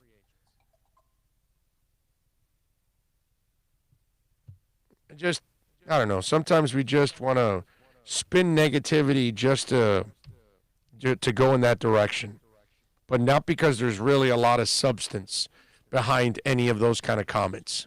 Yeah, Breida's not doing anything. 7 for 37. That 5.3 yards a carry. It's pretty productive. Yep. Big O, I would like to see Isaiah Ford more and less of Preston Williams. Your thoughts? 2 different receivers, my brother. That's the difference. And they don't have the depth that they can actually go out there and play other guys. These are your best players. And Preston made a lot of plays last year up until he got injured. He's still young, but he's got to grow up now and figure out this whole thing with some drops. Now, this was the only drop he's had so far in the first 2 weeks that, were bothersome. So let's give him a little bit of a break. And let's see what happens in the coming weeks and see how he handles everything. Yep, Brock Berlin. Yes, that was the quarterback we were talking about against Florida. Thank you. Yeah, Brock Berlin had his signature moment that Brad Kaya never had. Yes. I love running backs by committee. You can't hang your hat on one guy. That's right. And if you do, you'll get burned. Philip Campbell says, thank you, Big O. I don't know what you're thanking me for, but maybe a little common sense to the conversation, I guess. Maybe just you being you. Yeah, maybe. I don't know. Maybe. Let's see. Big O, Pipe Man Slim says, we lost our best defender in the first play, bro. Yeah, I know. I know, dude. It sucks. We've become a fan base of panic pussies. You are correct. You are correct. And the worst part is they didn't learn from their panicking last year. That's the best part about all of this. Everybody was panicking last year at 0-2. And still there was some panic 0-3 and all that. And when it was 0-3 and 0-4, we were trying to walk you through the improvements we were seeing in the losses. See, because 0-7, and we're talking about, hey, we're spotting them 20 minutes every game. Yeah, but after that, it's funny because last year, if you followed our show, and as the losses were building, on the back end of those losses, we were showing you the improvements that was going on, even in the losses. And some of you understood it and you followed it. The people that aren't on this show, they probably were reading and just reading all hell breaking loose and the world is over and all that. And then when the wins started to come around, those of you that followed our show, you were like, well, we're seeing this coming. It just finally kind of came together, and now the wins are coming together. You know what I'm saying? And I believe it's going to happen again this year. It's just you got to give this team some time to actually blend, build that chemistry, and everybody understand their responsibilities, and the coaches figure out the players. Like I told you yesterday on the postgame show, at 0-3, 0-4, 0-5, I saw people questioning the coach of Inter Miami, saying, well, maybe he needs to be criticized. And no, he doesn't need to be criticized because he's still trying to figure out his team. He doesn't know what the strengths and weaknesses are. And now as the season's gone on, more wins, more ties, more points. They're 1 point out of the playoff spot right now. Okay, yeah, they're 1 point out. 10 teams make it this year. On the East, 10, 9 on the West, and or 8, I think, on the West. And we're 1 point away from being outside of the playoff spot this year. So, it's, again, all that panic. And I tried to tell people that they were improving, and now they're seeing the improvement because people literally need to see the W's, and then they say you've improved, when that's actually not true. If you really watch the games, and that's our problem, folks, a lot of people don't necessarily watch the games. They go off of what somebody else said on a radio show or TV. They go off of what the writer wrote, you know what I mean? But they didn't really take the time to watch it because you can't necessarily count on everybody to write the right things, to say the right things. It is possible to lose, but yet still improve from a stage you were at. The San Francisco 49ers don't improve on losses, okay? The Kansas City Chiefs don't improve on losses. The Baltimore Ravens don't improve on losses because they're at another stage in their franchise. They're expected to win. They're expected to be in the playoffs. They're expected to be Super Bowl champions or contenders, let's say. So they're not viewed as teams that should struggle, and losses for them are winning are educated moments. For the Dolphins, they are. And Noah just told you that. And that's what this is all about. Last year, as they were losing badly, they were learning, and then they started losing by less. And then all of a sudden they started winning games. And that's kind of the progress. And now they're not losing big. They're losing a couple of tight games. And they got a shot to win this week. I hope they win because I think it'll bring some calm to the fan base. I think people will start to feel a little better about the team if you start winning in week 3 than in week 8. Okay? Well, if you have to wait till the halfway part of the season to actually win your first game, that's a problem. And I would hope that they're going to win maybe a couple games before you get to the halfway mark. You know what I'm saying? So you're in much better shape than you were last year. Well, last year it was week 3, Dallas, that second half. Right. That's where we saw things. In a loss. Yes. In a loss. And it was only defense. It had nothing to do with the offense that day. We just pointed out that the defense had made progress. You know, but again. Yeah, the next 4 games, if you take away the 20 minutes that we, didn't have it, we played teams even. Yep. Yeah. Okay? Post your first quarter and a little bit into the second. And after that, man, we were playing teams even for those last 4 or 5 that stretch when we were 0-7. You got to give them time. And Herman's asking me, Big O, do you record Dolphin games even though you watch them live? Hell yeah, dude. Yeah, I watch them and rewind and watch them over again. I'll watch the Dolphin game today. When I get off the air today in the afternoon, I'll watch yesterday's game again, just for the hell of it, for sure, always. Because I'll catch a couple things I didn't see during the game because I'm in the middle of watching the game, keeping up with it and all that. And you can ISO on, like, the offensive line and how their footwork, all those little intricacies. Mike says, I knew we were in trouble when we took that sack to make it 2nd and 19, and after we took the lead. Eric says, we put a lot of money in the defense, got to see more pressure. Yeah, well, then we'll see. Got to give them some time. Doesn't mean it happens overnight. And remember, you played against 2 running quarterbacks, which kind of really changes the way you attack on defense. And so it's a little different. I get it. Some of you out there, well, he's just making excuses for him. You can't pin your ears back and just go after him, Nope. You have to kind of. It's a disciplined pass rush. Right, exactly. You want to stay in your lane and keep him in the pocket.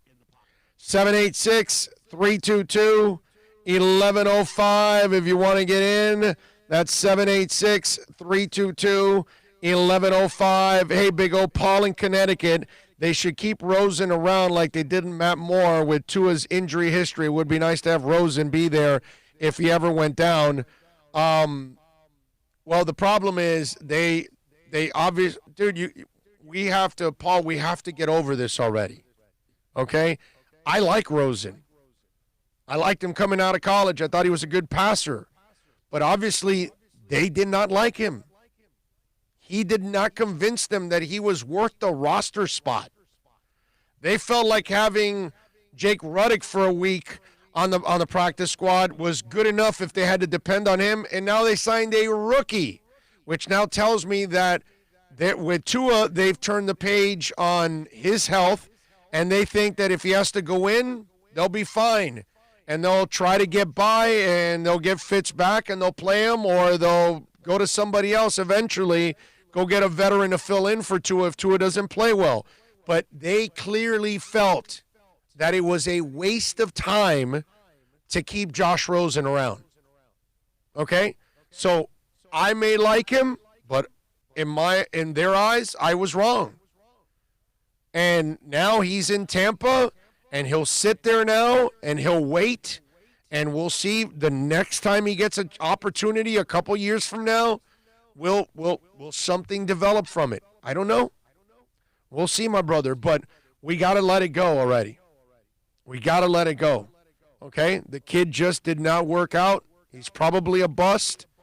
And if he's not, then he'll prove it to us down the line, and he'll prove the Dolphins wrong, and the rest of us that believed in him right. But for now, we're wrong on the guy, and we got to let it go. The Dolphins clearly felt he was not worth a roster spot. By cutting him, they sent that message, man. And that's where we've got to just let it go already. Let's see, what else do we have here? RVA in Richmond says, Big O, I remember Russell Wilson when he played in high school football here. Same production in high school. The knock on him was he was small. He also says, no way Byron Jones plays Thursday. Growing injury is very sensitive. I agree. Byron Jones is out on Thursday. It'll be up to Noah to show that he has improved and that he can play better than he did this week. That's all. Okay? Not that difficult. Let's give you a little Canes. Oh, let's do this. Let's break right here. We're at the top of the hour, really quick. We'll come back. We'll talk a little Canes. I got to get into Inter Miami. I got another Dolphin thing I want to get to. I got music. I got a lot of things, and we've already hit the 3-hour mark. This is crazy. All right, let's take a quick break. Back with more right here.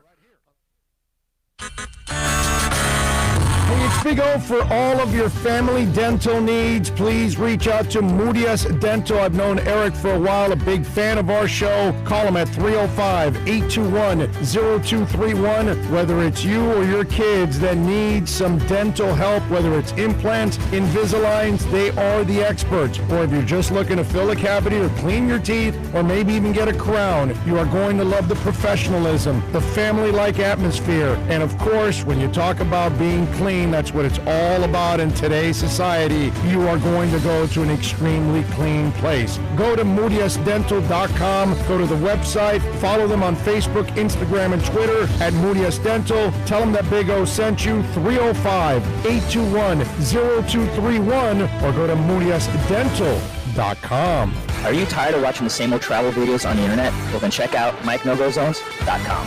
A travel documentary that's breaking barriers. I go to the places that the media tells you to peer, where no one else dares to go. Baltimore, Opelika, South Side of Chicago, and more. Go to MikeNoGoZones.com. Hey, it's Big O for all of your CBD, THC, or hookah needs. You got to get on down to VSS West Pines at 12397 Pembroke Road. Yes, they have got legal THC. You've got to check it out. And they've got, of course, when it comes to CBD, flower, tinctures, edibles, for all kinds of reasons, whether it's pain, stress, anxiety, you name it. And don't forget, when you mention my name, you'll get 20% off. Tell the boys out there that I told you to get on down to VSS West Pines, 12397 Pembroke Road, and call them 954-613-3367. Legal THC, CBD, all of your hookah needs. You go to VSS West Pines. It's a buyer's market at Toyota of Hollywood. Over 1,500 Toyotas on the ground, and truckloads just keep on coming. Now pay up to 50% less. 2020 Camry, not $29,000, $17,775. 2020 Corolla, not $22,000, $13,775. Buy a new 2020 Toyota with zero down and 0% financing, or we'll make your payments till 2021 at Toyota of Hollywood, the #1 volume Toyota dealer on 441 between Hollywood Boulevard and Sheridan Street.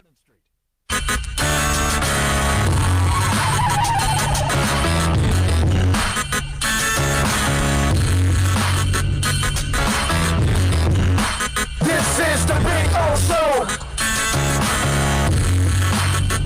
This is the Big O Show. This is the Big O Show.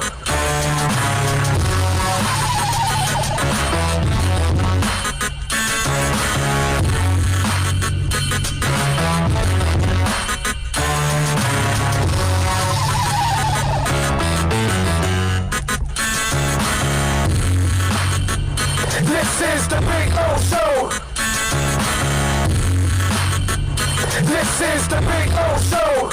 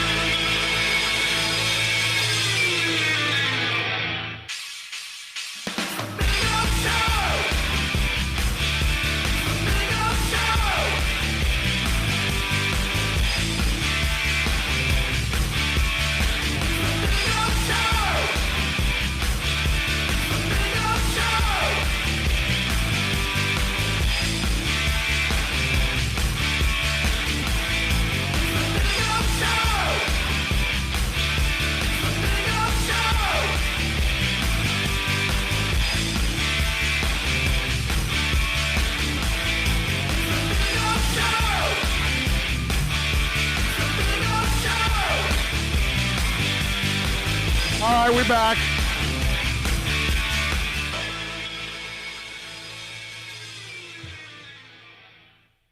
Got to tell you, I was happy with the Canes. Now I'm gonna keep it in a realistic fashion. Okay, Manny is trying to rebuild, trying to reestablish a culture here. We don't know if he can do that yet. Are the Canes a team that can beat elite teams? Hell no. Like Clemson would like spank them and send them home. You know what I'm saying? They're they've gone from a really crappy program, because that's what they've been for several years now, a really crappy program. I think now they're starting to get middling, because that's what Louisville is, right? You're not elite or anything like that. Louisville's like a top 30, 35 team, something like that. And that's probably where Miami is right now. It's nice to have King. I don't think he's a great passer. Obviously, the receivers drop way too many balls. They don't really have stud receivers. That would help De'Aaron King out if he actually had a guy. But it's nice to have an athlete back there that can make some passes. Not a great passer, but he still can complete some passes for you. He's a terror with his legs out there. The kid plays all out. Now, their defense is not where you need it to be. But it's at least they've got a much more explosive offense than they've had in the past, that they had even trouble scoring at times. So I like what I saw from the Canes overall. Brevin Jordan was terrific. The two young backs weren't as good this week. Knighton did have the one catch for whatever it was, 75 yards or whatever it was. So that was nice. But Cam Harris was awesome. As expected overall. I like what I saw from the guys. Now, Pope, Harley, and Wiggins are a major disappointment at wide receiver. And I don't know if I've ever seen the wide receiver position as mediocre as it's been the last couple of years with the Miami Hurricanes. This is probably the worst group of receivers we've had ever. Ever. Okay? Ever. So those guys they've got to get better recruits in there at the wide receiver spot. But overall, okay, it is a better team than they have been the last couple of years, which is not much. So this isn't any great shakes, but at least they're trending in the right direction now. Let's put it that way. That's what because I'm not going to sit here and say, well, they're ready to take over the ACC and get into the BCS and win the national championship. I'm not going to do that. And I'm also not going to think that as crappy as they were and unprepared as they were last year, that they're going to go from that to dominating the ACC and winning a national title. I'm not doing that. I thought maybe it was an 8-win team, a 9-win team, maybe at best. They got a shot to go there. We'll see now. We'll see, but let's give them some time now. Let's see what they've got. 2 weeks ago, it wasn't much to measure. This week against Louisville, you had a better opportunity. Now it's FSU week. Not that FSU is any great shakes, but still it's a rivalry game, so this is one you want also. Let's see what happens. But overall, I got to say a little better for the Canes. I gotta say that I like what I saw. At least I saw some improvement there. I'm not in love with them. But big some plays, man. Yeah. Those two start the second half, 75-yard touchdown. Oh, the Knighton? Yeah. Bro. I like both those kids, bro. Those kids got some Harris skills. And him? Yes. No, not Harris. No, Cam Harris already. It's Knighton and, damn it, what's the name of the other running back, bro? The other young guy that they have. Now I got to cheat and look it up. Somebody help me out there. You're watching. Come on, bro. Somebody out there help me out. What's the name of the Give damn? me a second. I'm going to our lads. Yeah, I just that kid is just both of them. I like both kids. That's a nice group of running backs that they've got there. Cam is a stud. I like Cam. I'm a Cam fan. So that one I'm not. That one I kind of told you guys from the get-go that I thought that one would be. I thought that would be, what's it called, a a sure thing that Cam would be kicking ass. Donald Chaney. It's Chaney. Okay? Jalen Knight and Donald Chaney. There, I got the cheat. Mallory. Huh? The tight end. Yeah, I know. Jordan and Mallory are awesome. I love those guys. But I'm saying those two young backs behind Harris, Chaney and Knighton, I like them. I like think, both of them. If I remember correctly, they said Saturday one led Dade County and the other led Broward. Yes. In rushing last year. Yeah. I like both those kids. Now Cam has got, you got to give him the rock this year and let him be your horse for you, man. He's been absolutely awesome. But really, they've got FSU on Saturday at 7:30, so it'll be a fun Saturday night to watch FSU on ABC, and we'll see how the boys get through it. Let's see. Should win that game, correct? Huh? We should win that. Have you seen any of Florida State? I don't know. They don't look very good. Matthew Walker says the CDC reversed itself, says guidelines it posted on coronavirus airborne transmission were wrong. I don't know. I haven't seen that, so I don't know if that's true or not. I have no idea. At this point, I don't know what to believe anymore because you've got the government altering the information from the CDC. Because obviously the dude at the top lied about the whole thing from the get-go. While he's saying, it'll go away, he's telling another guy, whoa, no, this thing can be contracted and it's scary stuff and all that. And so he behind the scenes, he knew how bad it was, and then publicly he downplayed it because obviously he's worried about one thing, S&M. And not the S&M you think it is. The other S&M. Oh, I love it. Ooh, good news. Just got on the text machine. Love it. Okay. You guys have no idea what's coming in October.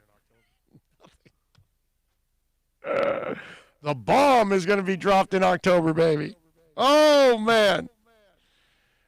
Josh says you should do a pregame before a Dolphins game. It would be good. We got to get a sponsor, man. We got to get a sponsor, If I'm going to work, we got to get a sponsor to host. So if we can get a bar or something along those lines to host us, then yeah, we'll do that. But if not, I'm not going to, spend my entire Sunday also working my ass off.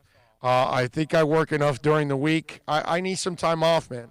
I almost didn't do the post game yesterday, the short one. I almost didn't do it. I didn't feel like doing it.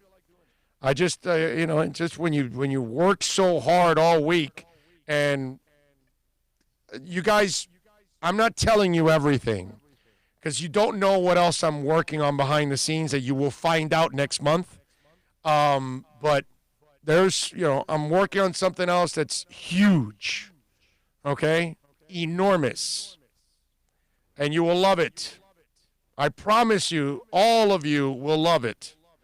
But, yeah. And maybe with something coming up, maybe a Dolphin pre and post is in the works. But we'll see. Okay? But, yeah, I got a lot of things behind the scenes that I'm working on. It's not just this. It's not just the Inter-Miami soccer broadcast. There's a lot more going on behind the scenes that I'm working on. GP goes, tell us. You will find out soon, man. It's already September 21st. So it'll happen. My birthday's October 1st. It'll happen sometime within a week after my birthday. It's going to happen. And you guys are going to absolutely freak out. I know some other people that are going to freak out too about this. And when they're going to lose it absolutely. So you will see. Oh, if I only follow the Dolphins, I love it. Yes. Oh, yeah. Yeah. Yes. For sure. Dolphins are included in it. So, yes. Now, you won't love everything about it because, obviously, it's not going to be only Dolphins. I don't do only Dolphins on this show. I know Dolphins is kind of the centerpiece of the show, but we talk everything else. He says October 7th, Herman says, around there. I think by then we could be rocking it. Yeah. He goes, Big O, you can do a show from the Garden anytime. It'll be a chill show, I bet. LOL. From your garden, I'm sure it'll be a chill show. I was at the game, and I was like, how fun would it be if Big O was on? Thank you, Alexa. I appreciate you. Troy says, oh, don't overextend yourself. We want you with us for a long time. Get your rest. I'm trying to get my rest, my brother. But I wish life was easy. Life is not easy, man. You got to make things happen. You can't sit still and wait for things to come to you, man. You do that and you can forget about it, man. Life is just going to pass your ass by. But, no, I'm really excited about what we're doing. I'm telling you, this is going to be really, really, really cool. You guys are going to love it, okay? Overall, you are going to freak out with this. But I can't say anymore. We'll get it going, baby. We'll get it going. Speaking of getting it going, Inter Miami defeated Atlanta United 2-1. Agudelo with the goal in the 2nd minute. Breck Shea with the goal in the 11th minute. It was a weird game because Agudelo scores in the 2nd minute. Then they score in the 6th minute. We score in the 11th minute. So it's a 2-1 lead, and that was it. That's how it stayed for the rest of the game. Me and Donna are like, come on, man, get us a 3rd and 4th goal here. We need to have a really comfortable win so, we're not at the edge of our seats. But we were at the edge of our seats. And so it is what it is. The Gallagher guy played really well for Atlanta. I know they've lost so many guys, but it is pretty amazing. They've got the Red Bulls on Wednesday from New York. They will be in town at 8 o'clock at Inter Miami CF Stadium. Not that you can be there, although you can join us because what's it called? Southern Legion and Vice City and Siege, they hang out outside the gates, actually, because from the east, from the, northeast gate and southeast gates, you can see the field. So people line up over there on those sides. They bring fireworks, TVs, all that, and they're out there, rain or shine, bro. It doesn't matter. It's pretty amazing. And so we'll be out there on Wednesday, and they got a shot to beat the Red Bulls. And like I told you, they're right after all that stuff that's been going on. They got a shot to make the playoffs. They got a really good shot to make the playoffs. I believe they will make the playoffs because now when we add Higuain, which I believe he'll play against Philadelphia on Sunday. I don't think he plays this Wednesday, but I think he plays on Sunday. He'll be through quarantine and everything. I hope so. And he's in pretty good shape, too. But good win for Inter Miami, and they're playing so much better now than they were in the first few weeks, in the first few games. So just in case, if you got off the bandwagon and you didn't care or something and you thought it was going to be a terrible expansion year, it's not, man. It's going to get a lot better, and it's going to be a lot of fun down the stretch. This team can make some noise, which would be a lot of fun. Congrats to the Marlins. They split with the Nationals yesterday. They're still 28-25. The boys are part of the group that is preparing for the playoffs. So that's a beautiful thing that the Marlins actually have a shot. Alcantara was terrific yesterday. 6 innings, 5 hits, 1 earned run, 4 Ks, 3.12 ERA. Pablo Lopez went 5 innings, 3 hits, 2 earned runs, 7 Ks, got a 3.96 ERA. It's a lot of fun to watch these young guys, go out there and do tonight. Trevor Rogers, I know he's got a 6 ERA, but the kid's got some skills. It's fun to watch these young pitchers develop for the Marlins, man. So good stuff by the Marlins tonight, 7-10 Marlins and Braves. And let's see if the boys can keep it going. So that's a couple things going on locally in the world of sports. We've got a little Monday Night Football tonight. Saints and Raiders. Saints are favored by 5.5. The Raiders over and under is 48.5 in this one. Just so you'll know, for the Miami game, against the Jags on Thursday. At right now, the Jags are favored by 2.5 points in that game. The over and under is 45 on Thursday night. So just in case if you're interested in that game, you can wager there. Music. Let's go through a couple of things that we've got music-wise for you all. First of all, let's start off in 1947 on this date. Don Felder, guitarist, vocalist for the Eagles. He was born on this date back in 1947. In 1954, Phil the Animal Taylor from Motorhead. He was born as a Taylor, lined up with Lemmy and Fast Eddie Clarke, and recorded the first 10 studio albums and a live album, No Sleep Till Hammersmith, which is really good. The Animal, by the way, unfortunately died on November 11th of 2015 at the age of 61. Rest in peace, Phil Taylor. In 1959, Corinne Drury was born. She is the British singer for Swing Out Sister. That's right. Breakout. All right, let's see. 67. In 1967 on this date, Faith Hill, American country singer, was born. Let's see. What else do we have here? 1972. David Silvera was born on this date. He is the drummer for Korn. How about that? Let's see. What else do we have? 1972. He's a pain in the ass, but he has a hell of a band, and it's Liam Gallagher. He was born on this day back in 1972, the singer-songwriter for Oasis. 1977, Sam Rivers was born. You ask, who is Sam Rivers? Some of you may know, some of you may not. Bassist for Limp Bizkit, born on this date back in 1977.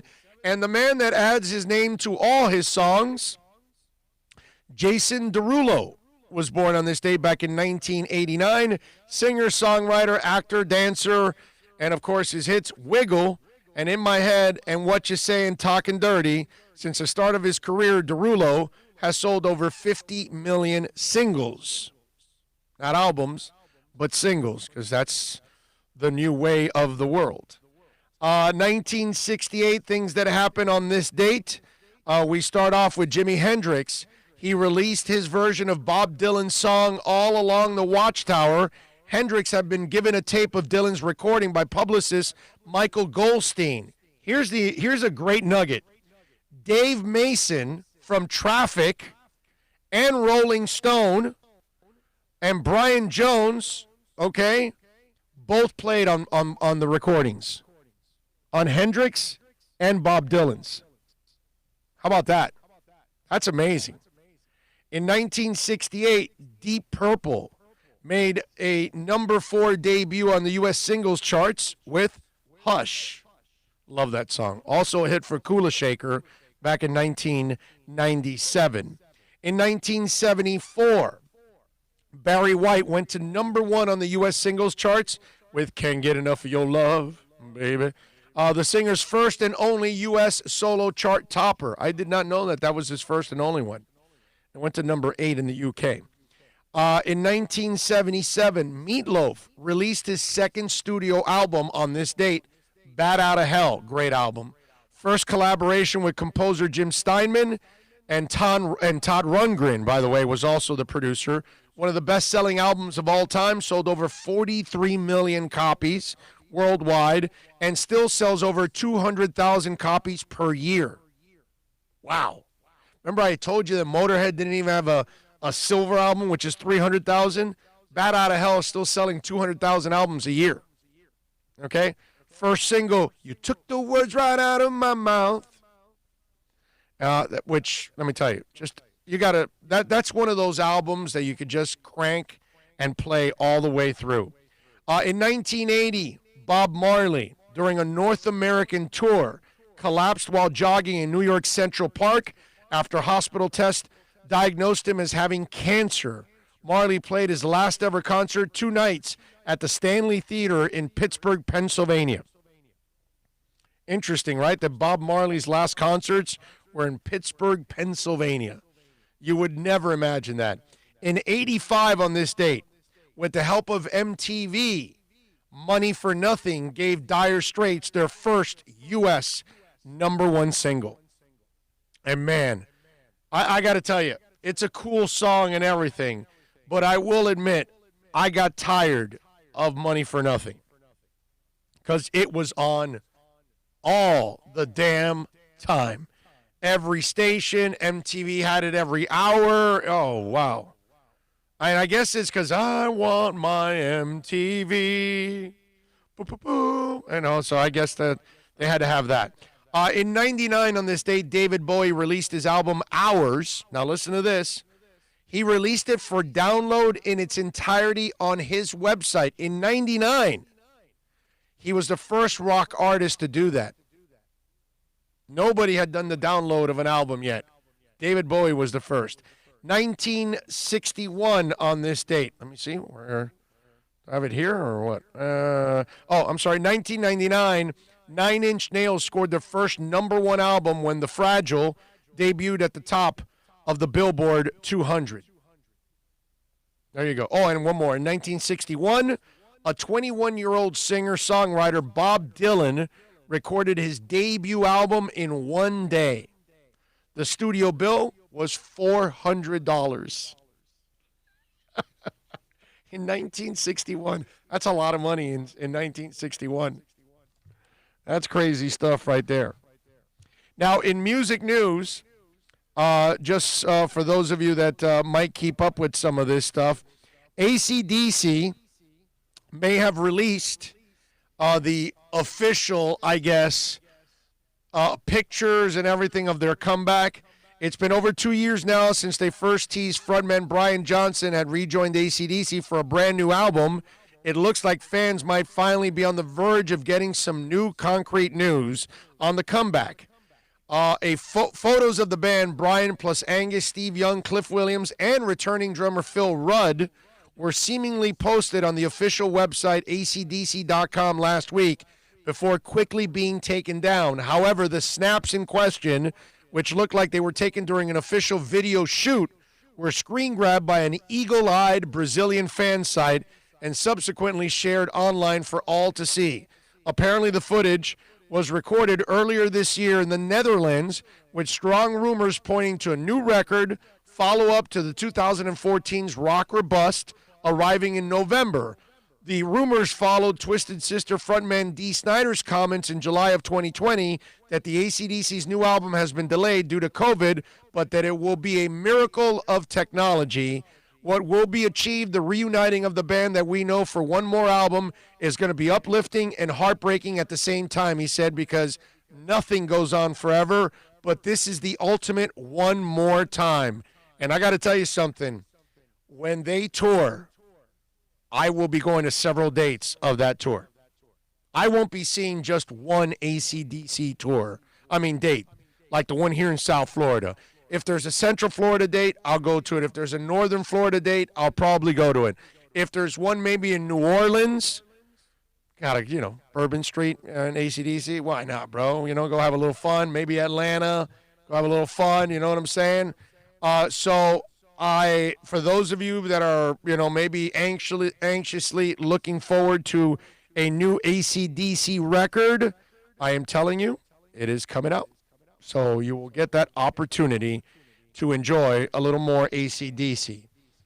Speaking of rock, but it's not really rock, Ozzy Osbourne is rock or metal, however you want to look at it. If you ever watched the Osbournes, you saw their kids there, right? Jack and, I'm forgetting the other girl, the girl's name. I'm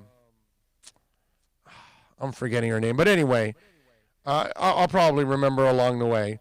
They have a third daughter. Her name is Amy. Amy is set to release her debut album now. And she's got a song coming out called House of Lies. For those of you that don't know and maybe aren't expecting it, Amy does not sing rock. She does not do metal, okay?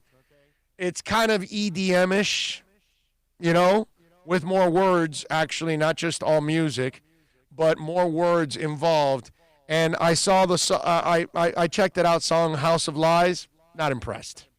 Okay, now I'm maybe the biased guy to ask about EDM-like music, because I kind of feel EDM-like music is almost stuff that they're stealing from freestyle and disco and kind of expanding on it and trying to make something out of it that I don't know. To me, it just doesn't ever really sound special. You know what I'm saying? So it's just a whole different ball game. When I'm listening to Lime, or I'm listening to Barry White, or I'm listening to Donna Summer, you know what I mean? It's distinctive, it's special, it's different. When I listen to today's EDM, it just sounds a lot like the same, and it doesn't sound creative enough in my book. But that's just me. Whatever. But I listen to Amy Osborne. Can't say I was impressed, but for those of you that do like a little EDM and you want to check her out, Amy Osborne, Aimee, that kind of Amy. She spells her Amy like Amy Interrupter does from the Interrupters. There you go. Fleet Foxes. This is one of those, I don't know if I would call them like an underground indie band, but Fleet Foxes have confirmed that their new album called Shore will be released on the 31st of September, or Eastern. Wait a minute, no, released at, oh no, I'm sorry, they released 9:31 a.m. Eastern, that on Tuesday, the 22nd, which is tomorrow, their record will be released. Okay? So if you're a Fleet Foxes fan, this is, what is it, their fourth or fifth album? Maybe fifth. I think I've got like 4 of their albums, I want to say. I want to say they've got about 4. They're pretty good, by the way. If you want to enjoy some music maybe you've never heard of, check out the Fleet Foxes. They are good. I promise you, you will enjoy the Fleet Foxes. So there you go. That's a little music news for you here on the program. Lakers last night beat the Nuggets 105-103. Anthony Davis, obviously, with the game winner. They took a 2-0 lead. It was funny because I'll give you my picks tomorrow, which I went 0-2 over the weekend. I lost the Denver one +7. They got routed. And I took Miami +3, and they got routed. So I did not end up winning there. So I end up dropping to 34-25-1. So I'm only 9 games above 500 now at this point. I'll give you my picks tomorrow. But it was funny because if you were listening a couple days ago, when I initially gave my pick for the Lakers Denver, I think the over and under was 211. I said go over. And the over went easy, dude. I mean, they surpassed that by miles the other night. And then I changed my mind. I took the +7 thinking that Denver was going to come in and play desperate in game 1, and it didn't happen. So I screwed up in that one. I should have gone with my gut right from the get-go. And then the funny part is that I wasn't on yet. Well, I did the post game, but I didn't give my pick. I would have taken it because that's what I did last night. I took Denver +7. Okay, I took them plus the points and ended up winning. So I took the dog yesterday, like I did the other night. And the only thing is, it didn't pay off. I should have gone with my gut the first time around, the over. But that's what happens, man. That's what happens. But I'll give you my picks tomorrow for the game for the Lakers and the Nuggets, which will be game 3 tomorrow. And I'll give you the pick for game 4 for Wednesday tomorrow also there. So we'll hold that off till tomorrow here on the program. All right? There we go. Good stuff. X-Man addressed the media. Before we wrap it up, I want you to hear from the cornerback of the Miami Dolphins, who, well, you know, he had also some moments there that he would regret in that game. And one of them, Bobby McCain, you know, gave up a big touchdown that he was supposed to be covering along with Bobby, and Bobby was supposed to pick up the player on the deep end of it, and he wasn't there, and it was too late for X to even realize that. So X addressed the media yesterday, and I want you to kind of understand the tone and look at the direction where he's coming from when he's answering these questions, because it's pretty obvious what's going on, okay, when you see the way he's kind of addressing things, okay? Do we have him? Remember, 786-322-1105. You can always reach out to us anytime on the text line. We ready? All right, here's X yesterday. Obviously a rough day for you at the office. How do you kind of take how everything kind of happened out there, and how do you move forward with it? It's definitely a teacher moment. I learned a lot today, not only about the team, just about myself. Of course, I didn't play up to my standard at all. So I gotta move past it and move on to the next game. That's all I can do. Just learn from it. It seems like you were almost exclusively covering Diggs. You got the better of him a couple of times. What was No, we're not playing X. All right, let's. Do we have X? All right, let's go. Obviously you guys lost, and Josh Allen had a big day. I guess first thing, were you surprised that they didn't have you covering Stephon Diggs more? Seemed like Noah had a lot of that responsibility. No, I wasn't surprised. It was the game plan. We knew the game plan, what was going on. So coaches did what was best for us. And at first, Byron was covering, but something happened with Byron. So Noah ended up coming in. So it was the game plan that we had. Beasley. Xavier, what happened on that last touchdown to Brown? I saw both you were chasing. What happened there? He ran to open space. That was my guy. I'll take fault of that. And he scored a touchdown. So I just got to be on top of it. Joe? Pause there. That's X landing on the sword for Bobby McCain. Bobby McCain's the free safety. They were playing a zone. They're not playing man. They were playing zone at that moment, and Bobby had to pick it up, okay? But that's a really cool move by X. He's not going to trash his teammate, okay? He knows Bobby's a hard worker. We all know Bobby's a good player. He just screwed up. You screw up, I screw up. We make mistakes, right? But I give X credit because and he talked about, like, why didn't you cover, Diggs more? Well, no, that's the game plan that we had. So he didn't want to trash anybody in the process of all of this. Go ahead, continue. How did Byron Jones going out on the first series impact the game? We had a next man up mentality, man.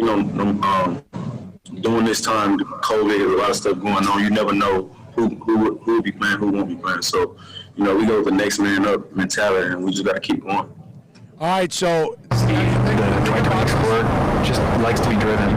There's 7 modes that we can switch to depending on. Okay, there we go. Anyway, so listen, you look at that and the Noah thing, he wasn't going to allow you to trash the kid. You know what I mean? So when you're asked, well, how did it affect that Byron Jones went out? If he answers, well, listen, Byron Jones is a Pro Bowl corner. They signed him for a lot of money. Obviously, he's a really good player. If we lose him, there's a drop-off after that. What's he going to say? That's a shot at Noah. That's a shot at everybody else. And he did not want to say that. He said, hey, we got the next man up mentality. And so he just wanted to say, hey, the next guy up is just as good, and we expect, which we know it's not true. Okay? All right? We get it. But the guy, I thought X handled it the right way. I thought he was sending the right message. And again, for those of you that, like earlier, some people thought that the coach is defeated, or if you think the team is defeated, this team didn't give up at 0-7 last year. They're not giving up now. And they know what went on in this game. They know the mistakes they made in this game. They know the corrections they've got to make in this game. It's not about pointing fingers. It's not about, going crazy in the Boston Celtics locker room and screaming at people and screaming at each other. That's not going to solve anything. And you know what's the beauty about all of this? Again, let me find a positive in all of this. They've been through worse. And they've only been together for 18 months.